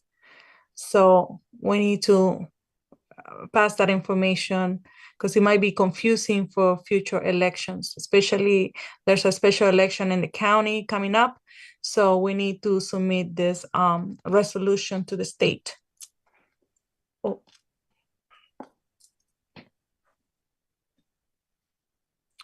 No more questions. I guess I will have Mr. Moran to call the roll.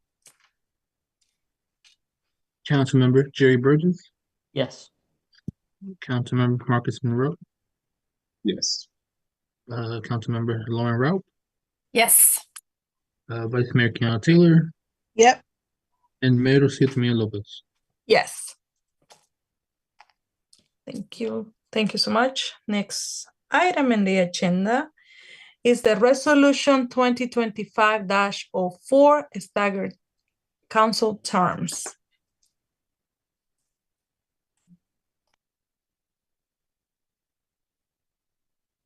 Larry, can you put something up on the screen? Thanks. So, just as way of introduction to this this resolution, this is an issue that councils have discussed and pondered for I don't know 10 to 15 years and perhaps more than that, and it attempts to deal with the very real possibility that we can have complete turnover of mayor and council on election years. And when that happens, we have not just complete turnover, we have complete loss of a great deal of institutional knowledge. There are ways to deal with that, but this resolution is one attempt to try to at least ameliorate those efforts. So what this does is it suggests that we have a special election next year that would put this policy into action, such that council members will start serving 4-year terms. Not anybody currently on the council now, nor anybody elected to the next council, but the succeeding council after that. Council members will be elected for a 4-year term should this actually end up being passed. I would like to say that this resolution doesn't actually make that happen. It just allows for a special election, and the voters would decide whether or not they want to go through staggered terms. And I'm sure at that time there will be information sessions, community meetings, and things like that. Just a few more comments, because I do know that we've talked about this a few times already this spring.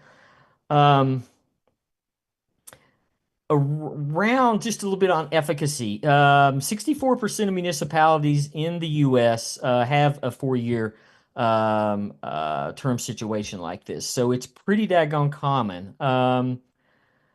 And most municipalities do have an average length of a council member somewhere between 4 and 8 years. There are some outliers, like the average council member in Baltimore serves for 14 years. Hard to believe. Marcus, take note, because you've been on for quite some time. Maybe I'll just stop talking for a few minutes and see if there are any questions, or how we should move forward, if at all.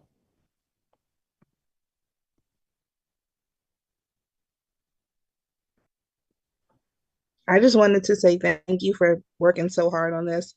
We floated this idea for such a long time. I actually was a staff member at the town one year when we got an entirely new elected mayor and council, and all the old folks were voted out. So it's not completely out of the realm of possibility. This does lock in some safeguards to make sure that you can at least keep somebody around who knew what was happening the last time, just to provide some insight and information. So thank you for this.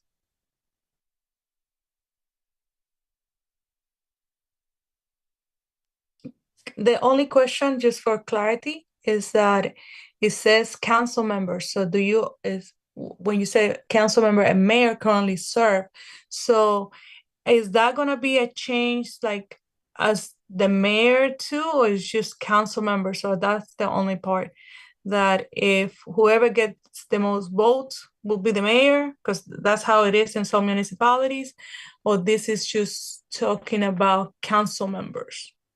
Excellent question, Mayor.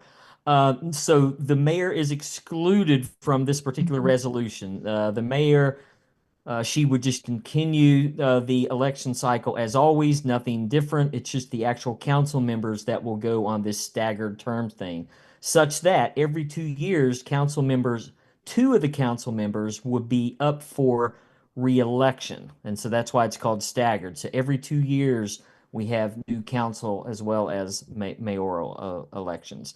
And typically, when you're talking about the number of elections, if the way other municipalities handle this is during the election year that this would start. Let's just assume for a second that the referendum would pass during the special election. Then you've got a series of council members who will be elected. There'll be 4 of them. The 2 with the highest number of votes will serve 4-year terms at that point. And then the two with the lowest number of votes, they serve a 2-year term until everybody is on cycle so that everybody serves 4. So it's a little odd to say verbally, a little bit easier to draw out on a chalkboard. That was really long-winded. Just to say that the mayor is excluded. She continues the usual cycle, and council members over a period of several elections evolve into 2 council members elected every 2 years for a 4-year term. Marcus, I say that right? That is correct. Okay. So spot on. The comments were spot on. I'm in full support. And as was stated, we as a town, that this topic has come up for far too long for us not to try to address it. And I wish we would squeeze it in for this term, but at least putting something in place for the 2026 special election allows us to get something down for the 2027 election process. And so within 4 years, we got a good process going where we're not, to Councilman Burgess' point, we're not at risk of losing all our institutional knowledge with these elections. So, and as he stated too, I mean, both national and also locally in our county, that a good bit of the municipalities, and we can always pull up a list if folks want to see, do 4-year terms. So.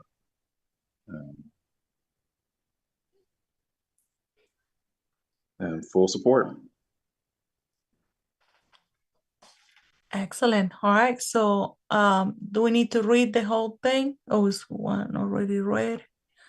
Mayor, we also do not have any kind of motion on the table. Yeah, I need a motion. And do we want to read the resolution? I think we read the resolution. And then okay. make the motion. So I need a motion, yes. Do we make the motion ahead of the reading? No, you should read the resolution first. Read the resolution, yes. Resolution 2025-04, a resolution whereby the mayor and council establish the language for a ballot question on council terms.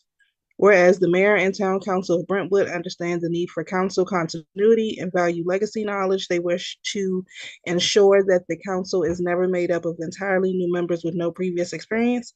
And whereas the town recognized that by providing continuity in government also allows for a gradual transition between council terms and changes in mayoral administrations, reducing the risk of political instability or loss of institutional knowledge. And whereas council members and the mayor currently serve 2-year terms and all members are elected in the same election cycle. And whereas this resolution allows for a public referendum on whether council members would serve 4-year terms, with half of the members running every 2 years, implementing staggered terms. Now therefore be it resolved by the mayor and council of the town of Brentwood that the following ballot question be put to referendum. Ballot question: council member terms of office, 2026 special election.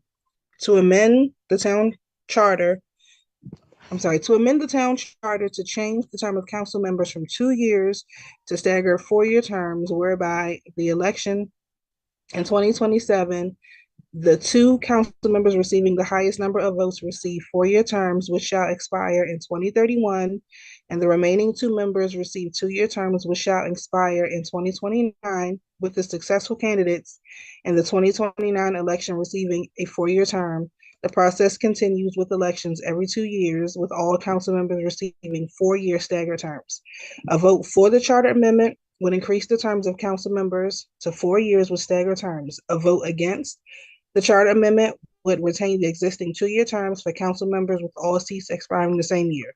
For the charter amendment, against the charter amendment. Mr. Moran, is there a second page? Okay. Read, passed, and adopted this 15th day of April, 2025.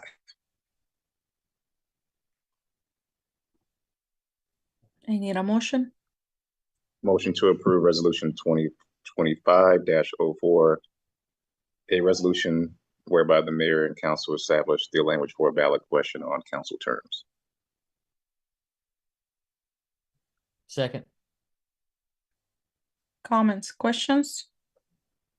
I'll make one more comment. I can't. I just and then I'm just going to stop talking for a little while. But at the behest of one of the council members, they asked me to dig into a little bit of research, and so I did spend a fair amount of time looking at peer-reviewed public literature on this topic, and there are various review articles on staggered terms at governments and at boards. I didn't realize it, but apparently it's quite common for boards of NGOs and businesses. But all of them, all the review articles point to enhanced long-term stability, and I think that's kind of what we're hoping to achieve here. Now I'm done. All right, so no other comment. I will have Mr. Moran to call the roll. Councilmember Marcus. Oh, I messed up already. Councilmember Jay Burns. Yes. Councilmember Marcus Monroe. Yes. Councilmember Lauren Rowe. I say yes. I appreciate Councilmember Burgess's comments just now, and I also think it's always beneficial to go to the general public with a ballot type question to see, what they also think. So I am in favor. Yes. Vice Mayor Kiana Taylor. Yep. And Mayor Rosario Lopez. Yes. Thank you. With that being said, I move to the next item in the agenda, and it is the flooding and storm water hazard and risk management analysis meeting. So yes, Mayor, we talked about that earlier when Councilmember Roque was giving her report. Okay. But yes. Would you like to add anything else, Councilmember Roque? Thank you very much, Mayor. Just that this is going to be the results that Charles P. Johnson, Inc. have conducted for North Brentwood and Brentwood to direct the town to how to address and prevent flooding and regarding the dam, whether the levee needs any future repairs, or if there need to be any adjustments with storm drains or anything like that. So it's a very comprehensive report that's going to be shared with us. So I hope everybody can attend. And I hope too that the meeting is, thank you, Ms. Dorsey Washington. It is on our Microsoft Outlook calendars, so please do not miss it. Thanks. For those of us that don't use calendars except the old-fashioned way, can you remind me the date? May 1st. Thank you. At 6 p.m. Thank you very much. Thank you. So I going to move to the next item, skipping E, going to gazebo rental request for Saturday, April 26, 2025.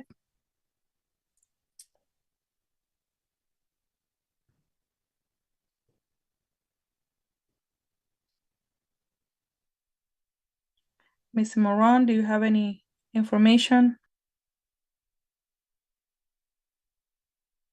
So this gazebo rental application is for a kid's birthday party. They're expecting 30 to 45 folks. April 26th, we do have a paint and sip event. So this will kind of be in between. That party request is that rental request is from 3 p.m. to 7 p.m.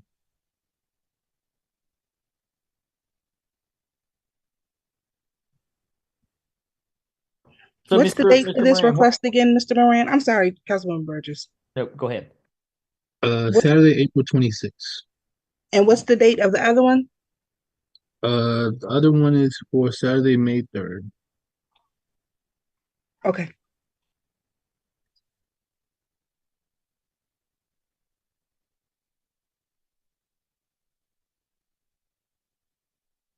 I'm sorry, I do have another question.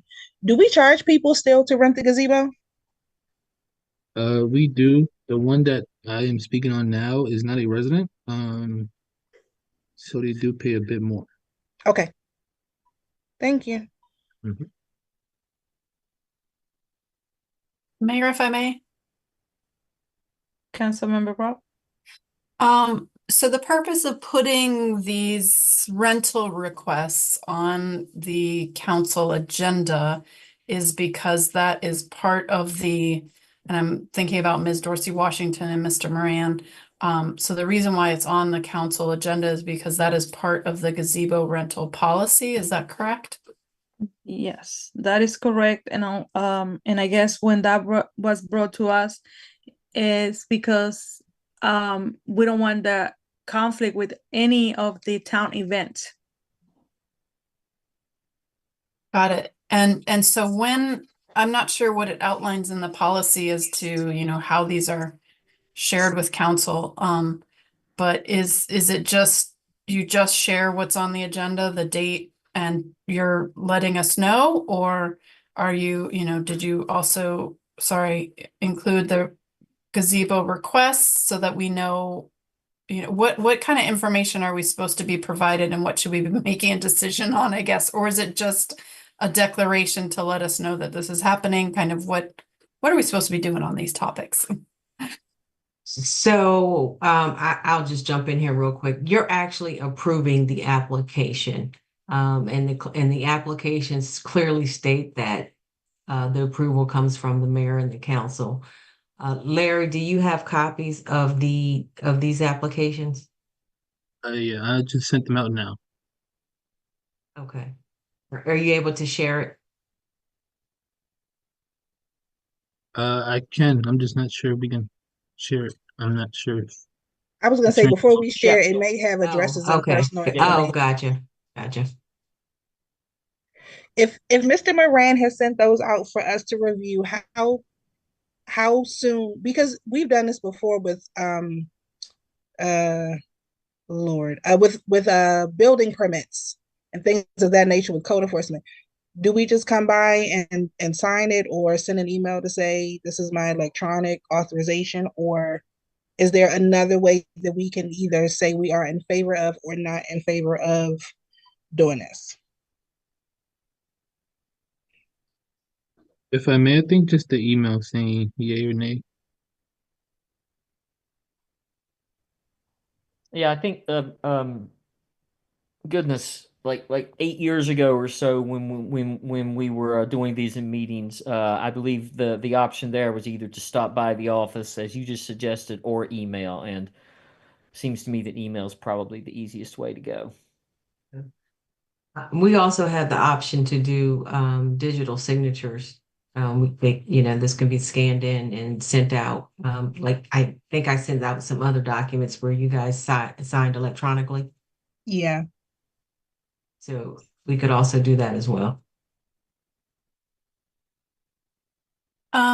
So I did receive them. Thank you for sending them, Mr. Moran.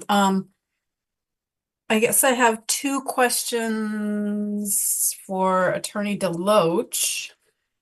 And maybe it's for Ms. Dorsey Washington and Mr. Moran, but just wanted to call out Attorney Deloach. Yep, you are still on. So just in case it comes to you, my question number one is, if this is the policy of the gazebo that the council reviews the applications, shouldn't the applications be shared with the general public in this space with maybe, you know, redacted personal information? Or I mean, the applications are public record. There's no reason why they would be shielded from the public. So they, you know, I mean, are these in the agenda package? They are as of 30 seconds ago now. Okay. I mean, if it's anything that's for consideration of the mayor and council, it should be in the agenda package. I mean, there's nothing wrong with that. There's nothing confidential about these applications, not that I'm aware of. So your point is well taken. I mean, if you're going to take it up during a meeting, it should at very least be in the agenda packet. And when you say in the agenda packet, and I've never known this or understood, other municipalities often post agenda packet information that's not, you know, certainly privileged or something like that, publicly.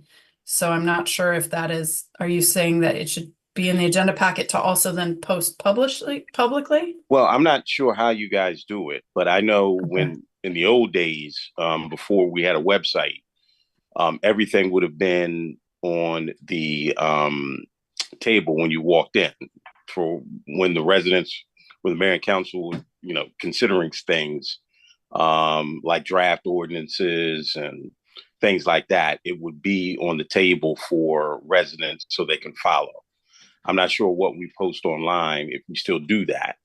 But if it is something that's for consideration before the mayor and council, if you do it on the website, there's nothing wrong with the application should be there where we post other things. Am I making sense?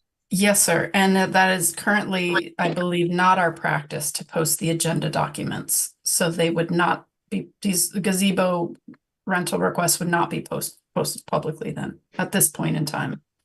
I don't know when that changed. It might have changed several years ago, but when I used to walk in, that's the first place I used to go, is to gather up all the documents. They wouldn't have a folder for me. Mr. Gaston used to do that, have a folder for me ready. But before that, I would go and get all of the documents, and including the reports that, you know, the treasurer would give.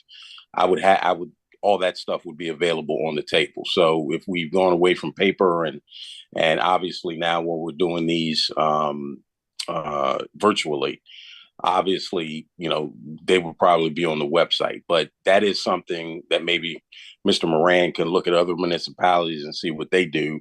But a lot of my municipalities do have that stuff available for the residents. Mm-hmm.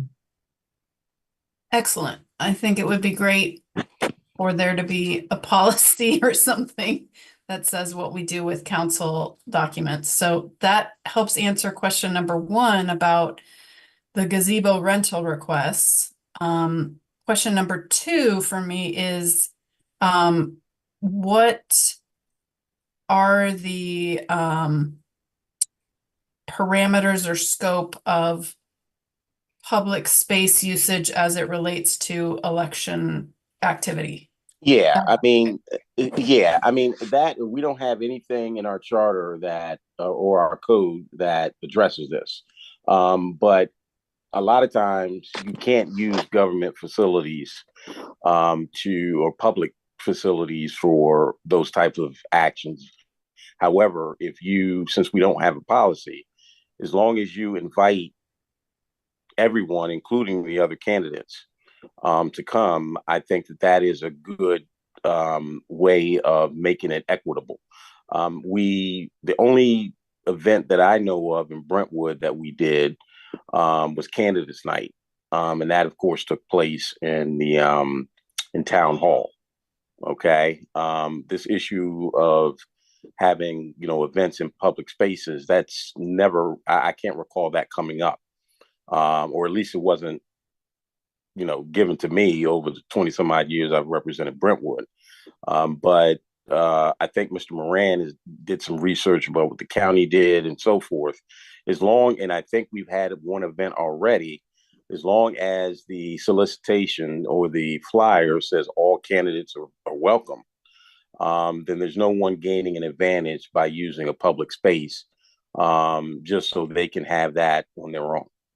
So, but I do think, as I indicated, we need to come up with some sort of policy on using public spaces during the election cycle. Much obliged for the information. Thank you. Appreciate it. Welcome. I was just going to say, while I do agree that if we put these packets out, you know, that everything should be included on applications and things of that nature, there is information that we need to redact: people's phone numbers, people's email addresses, people's home addresses, personal information such as that needs to be redacted. And Mr. Moran has already taken the Open Meetings Act and FOIA courses. And so, you know, it falls in line with those things. So even when presented publicly, there is information that will be redacted that the public just won't have access to. That is correct.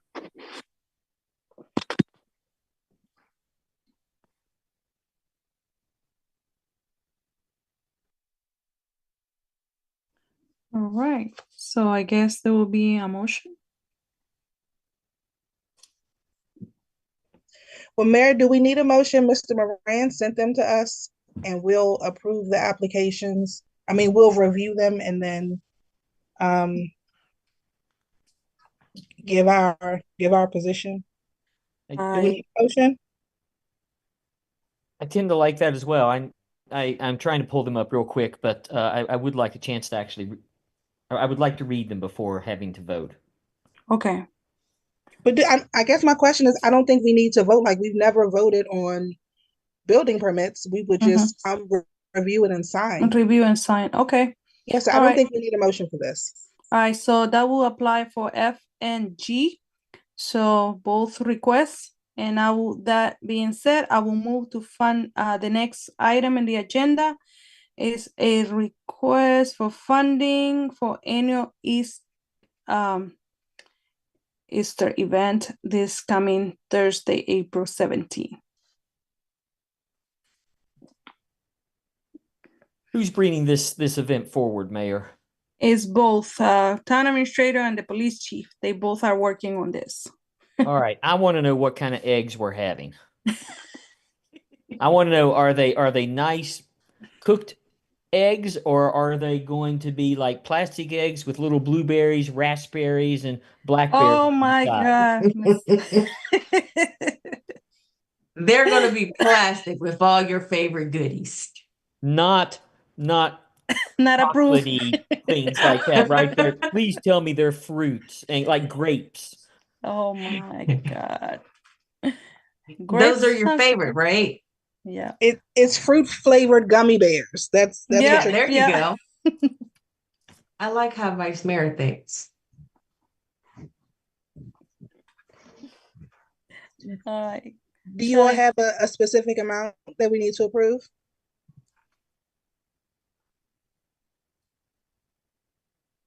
Is the chief on? Anyone? I'm Shelly, here. do we know how much?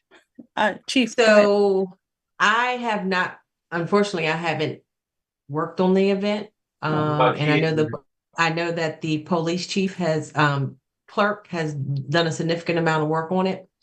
And the clerk may have provided some assistance and know what that number is. Unfortunately, I'm not in position to. I know there were some talks about some last minute things today. So I would say not to exceed 1,500. I don't think we're going to get close to that, but so we don't have to come back. Oh, we can't, but it's Thursday. Do we have a line item? It'll go to the town activities. I move to approve $1,500 for the Easter egg hunt. Line item is town events. You said town events, Ms. Dorsey Washington? Yes, town activities. Mm-hmm. Town activities. I'll second this healthy town activity. Kids will love you. All right. So I guess for Mr. Moran, you will be next if there's no more questions or suggestions. Alrighty, Councilmember Jerry Burgess. Yes. Councilmember Marcus Monroe. Yes. Councilmember Lauren Rowe. Yes. Vice Mayor Keon Taylor. A show. And then Mayor Rocio Tomillo Lopez. Yes, sir. Alrighty. Excellent. Thank you. So move. So the next item in our agenda will be the first introduction of the reading of Ordinance 2025-08, amendments to the Peace and Order Chapter 184 of the Town Code. And that, I guess, is our police chief. Madam Mayor, we're gonna table this. It still has to go through legal sufficiency. But I can give a synopsis of what it's about. Essentially, we have a very old code under peace and order, and we're coming across a lot of residential and commercial issues that our code doesn't address. So we've taken some of the best practices from some of the larger municipalities and some of our neighboring municipalities. And we're just updating this code so that we can address from a code enforcement and then a law enforcement perspective, some of the noise issues that we're having from our commercial properties, from our residential properties, some of the illegal parties that are going on, some of the loud vehicles that the residents are experiencing in the late night hours. But it will be tabled. We'll send it to legal sufficiency this week. It'll likely probably be going before the new council though.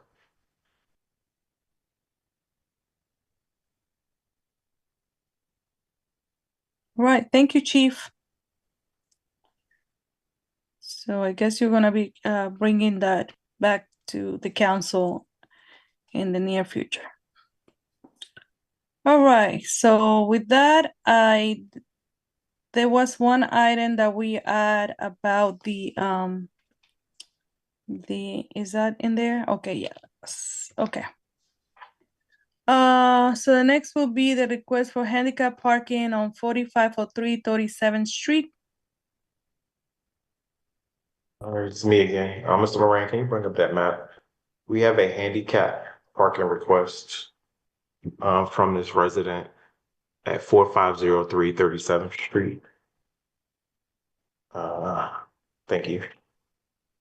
From the police department standpoint, it doesn't comply with the requirements, so we deny the request, but it is still before the council for the final determination. The resident has driveway parking. If you could turn to the right, left, Mr. Moran, for their driveway. Thank you. They have a 2-car driveway. The resident did state that they have 4 vehicles and they needed a handicap space. We asked them, could they park in the driveway? And they stated they didn't want to move the other 2 cars. So from our standpoint, it is denied.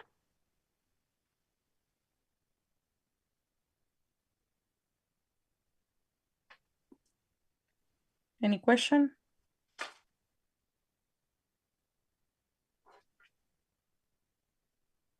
I guess I'm sorry, not. Chief. You said that you reached out to the resident to ask them why they weren't using their driveway, and their response was there are cars there that they don't want to move. I want to make sure I heard that right. Yes, ma'am. You absolutely heard that correct. Okay, so it's really just an issue of convenience, not a necessity. Yes, ma'am. They also said that the driveway was too far from their front door, and I advised them the driveway is actually closer than on-street parking for a handicap space.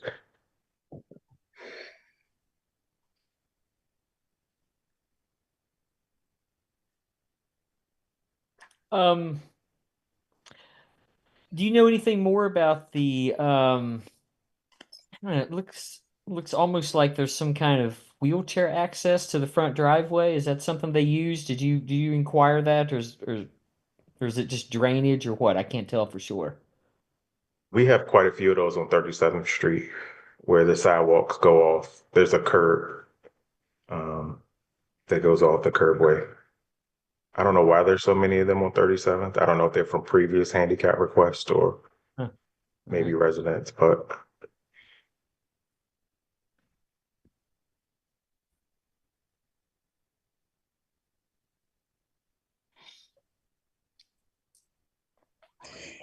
So this is Vice Mayor. Here's what I'm thinking. Technically, it is easier to access the house from the front of the house. I can see that, and if someone has a mobility issue or disability, I could see how that would be the better solution. I think I'm just conflicted by the answer that they gave for why they don't want to use the driveway. Not it's easier to use the front, it's more accessible, it's less stress, but to say that there are cars there that we don't want to move. And so I'm a little bit conflicted on this one. yeah, Ms. Mayor, that's kind of where I was coming from with the additional questions. for them as well. So, and we know that parking is already tight on 37th Street. It's one of our problem streets. So I would have thought I've gotten a better response or justification for it.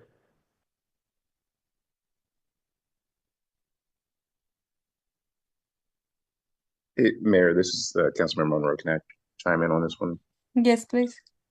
Yeah, I remember we had a similar, similar, I would say, in the previous term. I feel like, or at least in the last couple of years, we had this come up for our house, and while they technically had a driveway, they did have a rationale to Councilmember or Vice Mayor Taylor's point. Like there was a reason that they could not get from the driveway to the door. But what I'm not hearing in this is that there's am I missing something? But it sounds like the request is all based on not wanting to move vehicles from the driveway. That was the most rationale we got out of this. Because then I would agree with the chief on this one that we would not approve it, because that doesn't sound like it's anything related to mobility challenges with the house layout, or you know what I mean? It just I'm struggling on this one too. Yeah, I think I will speak on this because I do not own the resident, and he explained to me again. I'm learning as I door knock, and he said, not knowing that he's gonna put it in writing or what he will put in writing, but he was in a car accident, so he has mobility issues. But I guess they not submit that, and what I stated to the chief, it was different from what he stated to me. And if you see the old, it's a senior, and I was walking by. I think that was the day that we were looking at this at the sidewalks, and that's what he stated to me. So, but again, I don't know what he submitted or what was the request.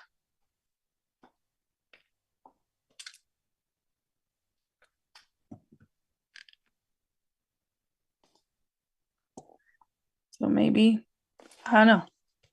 But again, this has been in the past, residents that have driveway has request handicap. And it's kind of hard to make a decision if they already have access to park.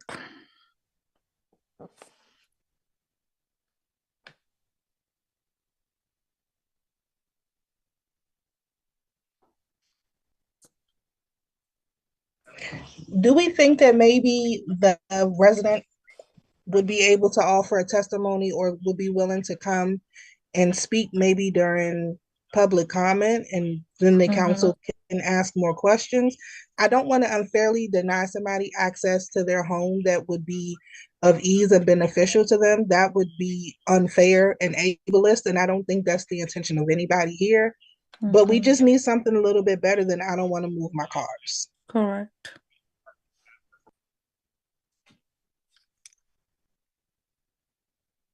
Can we table this item?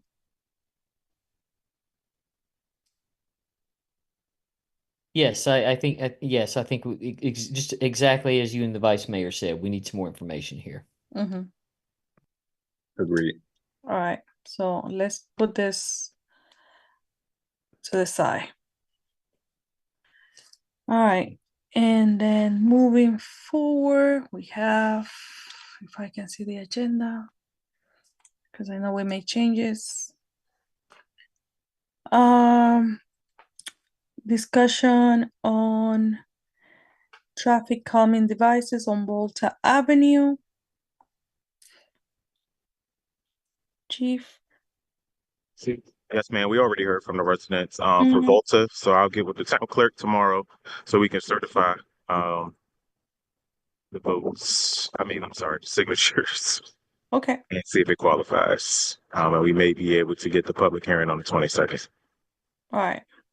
Thank you for that, Chief. And then if there's no other question on regards to this one, I would like to move to the next item in the agenda. And that's you to the request of the purchase of traffic signs. All right, this is me as well. This will be in combination with Public Works. We're requesting an expenditure not to exceed $3,500. We have several signs that need to be replaced throughout the town.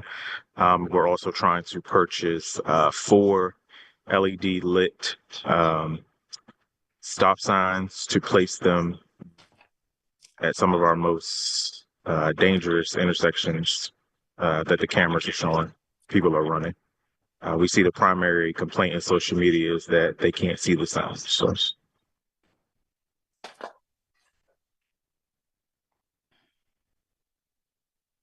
All right, I will need a motion to approve this purchase.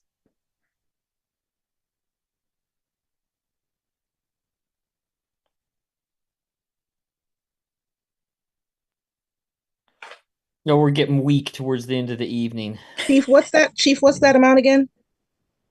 Yes, ma'am. It's 3,500. 3,500. And do we have a line item? Not to exceed. I'm sorry. And do we have a line item? I do not. I know there's a street signs line item in Public Works budget. I'm not sure if that's what was Dorsey Washington want that to come from. I'll do a TBD. I move to approve $3,500 for the purchase of traffic calming devices on Volta Avenue, line item to be determined by Ms. Dorsey Washington and Mr. Dawkins. Second. Any more questions? Question or clarification, please. Okay. Chief Jones, just no stop signs on the roads that aren't ours, right? So 38th, 34th. Correct. Yeah. Well, 2 stop signs on 34th do belong to us, but yes, I get you where you're going. Yeah. Awesome. And if you want to even look at those stop signs that have the solar panel and they blink at people, I that's wouldn't what this say is no for. to that. That's what this was for. I'm sorry. It's the Awesome. lighted ones with the LED and the solar panel on top. Okay. Thank you. All Cool. right. All right, please call the roll, Mr. Moran. Councilmember Jerry Burgess, Yes. Councilmember Marcus Monroe, Yes. Councilmember Lauren Rauch, Yes. Vice Mayor Keon Taylor, Yes. and Mayor Sidmia Lopez. Yes, thank you. All right, we're almost there. We have National League of Cities Professional Development Academy enrollment. And who's this? Town Administrator? Yes. Yes. Mm-hmm. So, Mayor shared this opportunity with me, and the program, it's a 12-week program, and it usually costs us almost $3,000, but they're going to discount it to $1,000. So it's only $1,000 to enroll in this leadership program that I would like to attend. And so I'm asking approval for my participation. I need a motion, please. We have a line item, and my other question is, are there other fees that we need to include, like per diem or anything like that? No. Okay, and know about the extra fees. Do we have a line item, or is it professional development? Professional development training, General Gov. I move to approve $1,000 for NLC professional development training for our town administrator to be drawn from the professional development general gov budget. Second. I had to beat Jerry. Had to get it in there.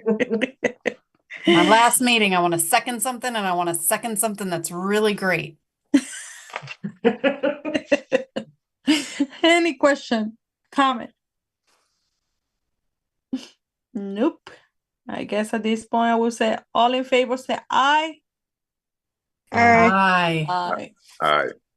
So move. All right. Yes, and one final item, and that is the request for funding of code enforcement and public works cloud management software. Police Chief.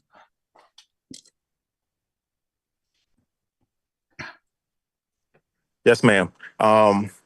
Finally, the last item, we are requesting, we're gonna do a not to exceed funding amount. We have 3 softwares, one by iWorks, one by Comcate, and one by Cloud Permit. The softwares essentially will allow code enforcement to do their job digitally, allow our residents to apply for all these different permits online, and make payments so they don't have to keep coming to the office for different things and coming in to swipe their credit cards or make check payments. In addition, it also has a module for our public works department. So as citizens go into a CRM or customer resource management system, they can put in complaints and tickets. It's routed to the correct person for each department, and they can view the status of those tickets online. And we internally can also know the status of residents' requests. It helps us show statistics and tracking and how many complaints we're getting a month and if we're actually resolving them, and if we're meeting, our citizens' expectations. The software does a plethora, all of them do a plethora of things, but each one does something a little bit more unique than the other. So what we determined, because it's subscription based, is that we'll do a not to exceed because there are one-time implementation costs that will be for this year, and then there is a yearly subscription cost. So what we'll be requesting today is a not to exceed amount, and then approval with approval.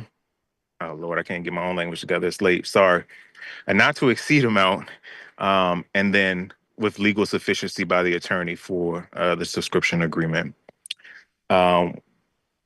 I'm going to let the town administrator have the final say on which one we go to. I'm going to set up demonstrations for her over the next few days or as her schedule permits, and get her vote. Myself and Mr. Hawkins have already chimed in. And actually, we had another conversation this evening that actually a lower price one may be a little bit better.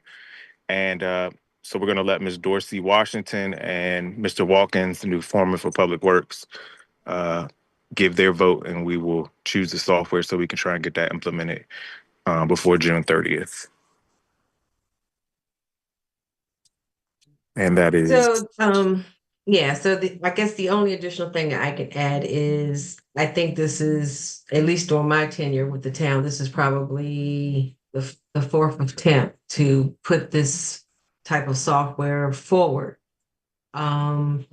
to bring, better efficiency to both of these departments, the code and public works. It always gets shot down because it is a costly software. However, clearly there's a need for it, which is why it keeps coming back to the mayor and the council to get approval. I have not demoed anything as of yet. And so the request would be to not to exceed just based off of this preliminary information that was provided to me. And we're talking about 2 modules, just so you know, from my research that I was able to do today. And it is a subscription base, and so I don't know if Jason can really make any changes to these agreements. So kind of keep that in mind. But based off of what I've been able to review, my recommendation to move forward would be with the iWork one, and the annual amount it's $17,900 a year for this software. And I did hear the chief say that he may have found something a little cheaper. For those who aren't aware, the chief already spoke on it in terms of how this software will, it'll increase efficiency. It would allow our residents to be able to voice their concerns and their complaints online. It will allow us to track those concerns until they've been resolved, whatever it may be. And then on the code side, it assists with the permitting, licensing, and of course, like I said, the tracking of it. And so I do think it's important because the town has grown, you know, and we see in the numbers that are presented every month that the activity that is happening within both of these departments. Code, those numbers get reported out. Public Works, I try to provide those updates. And so I think the town will benefit. And I am asking for a not to exceed the $17,900. However, there's some demoing of this software that needs to take place, and I would like to review this other option that the chief has found that appears to be cheaper, but cheaper doesn't always mean better.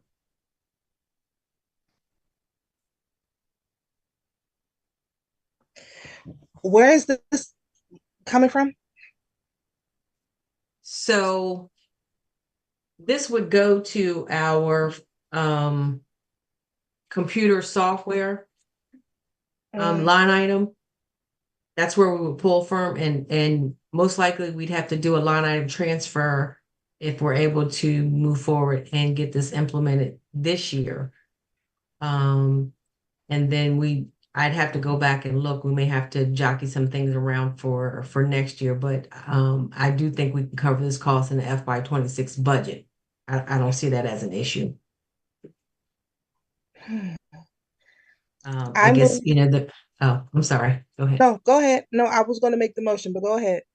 No, I was going to say, yes, so we're looking for the not to exceed, and hopefully mayor and council can also see the value in being able to have this type of software to allow us to function again more efficiently.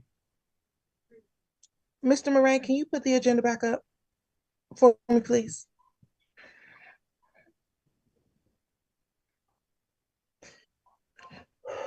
I move to approve funding for the code enforcement and public works cloud management software not to exceed $17,000 pending legal review for sufficiency and satisfactory demo testing by our police chief and town administrator. I'm providing a pregnant pause for those other council members that wish to second. Hearing none, I will second. I was just going to let you have that one. It's the last one of the night, she said. I love a pregnant pause, Jerry. Thank you for that. All right, so we have questions, comments. Oh, go ahead. Yeah, just a quick comment. I hate sounding like the old fogey sometimes, but having sat through a number of these kinds of software demos in the distant past to try to make our workflows more seamless, informative, and data driven. And I guess I would really appreciate seeing all the options before being forced to vote on what is a fairly significant number for the town of Brentwood.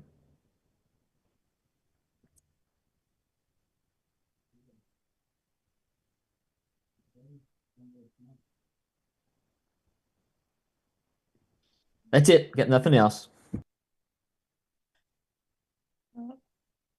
Mayor, if I may. Yes. So I know that we had talked about this software back at the very early part, I think, like a year and a half ago or something. Some kind of software. I'm not sure if it was this one exactly, but I do understand where Councilmember Burgess is coming from, but I also know that this has been a need for a while, so I want to balance both of those things. And I also want to just put out there, you know, one of the things that a lot of organizations do is they move everything to an online platform or digitize things, and just want to make sure that we are also still making all of that. And I'm talking about the customer side, not the town staff side. I think it's great for the town staff to be able to do this more efficiently and effectively, But for the customer side, just making sure that there will always be the option for people to come in person or deal with something in paper if they need, because we know not everybody can afford, great laptops to go online or phones or whatever. So I just want to put that plug in there too, that we maintain that accessible avenue as well. Yes, that option will always be available. Anyone in the office who has user accounts would be able to input the information, or even if they call. So those options remain available to the resident. Thank you. Any other comment, question?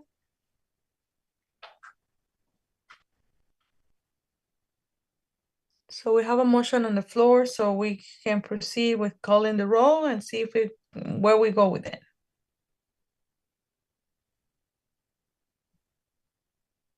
I don't think you actually got a second, did you? Yes, I did. Yeah, Okay. Councilmember okay. Burgess. Okay. Right. Mr. Moran, call the roll. Councilmember Jerry Burgess, Abstain due to lack of knowledge. Councilmember Marcus Monroe,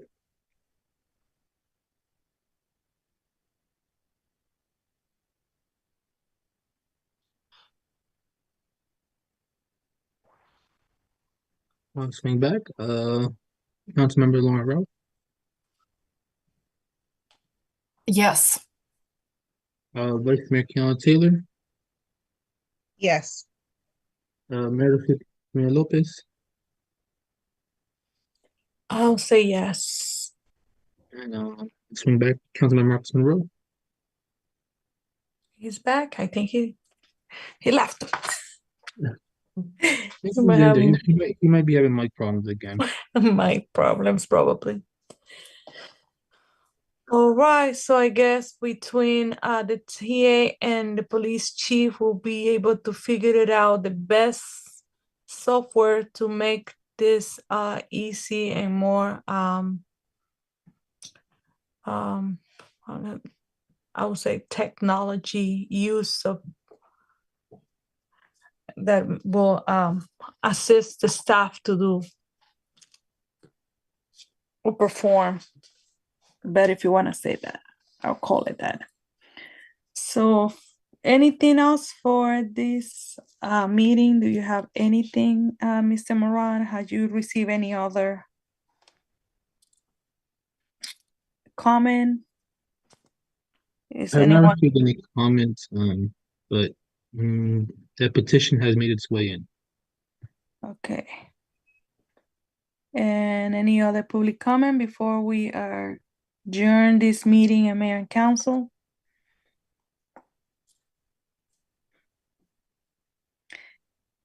Nope. So I guess I need a motion to adjourn the meeting.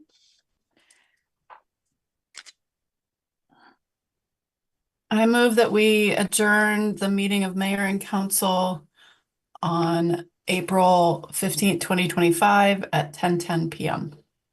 Second. All right. All in favor, say aye.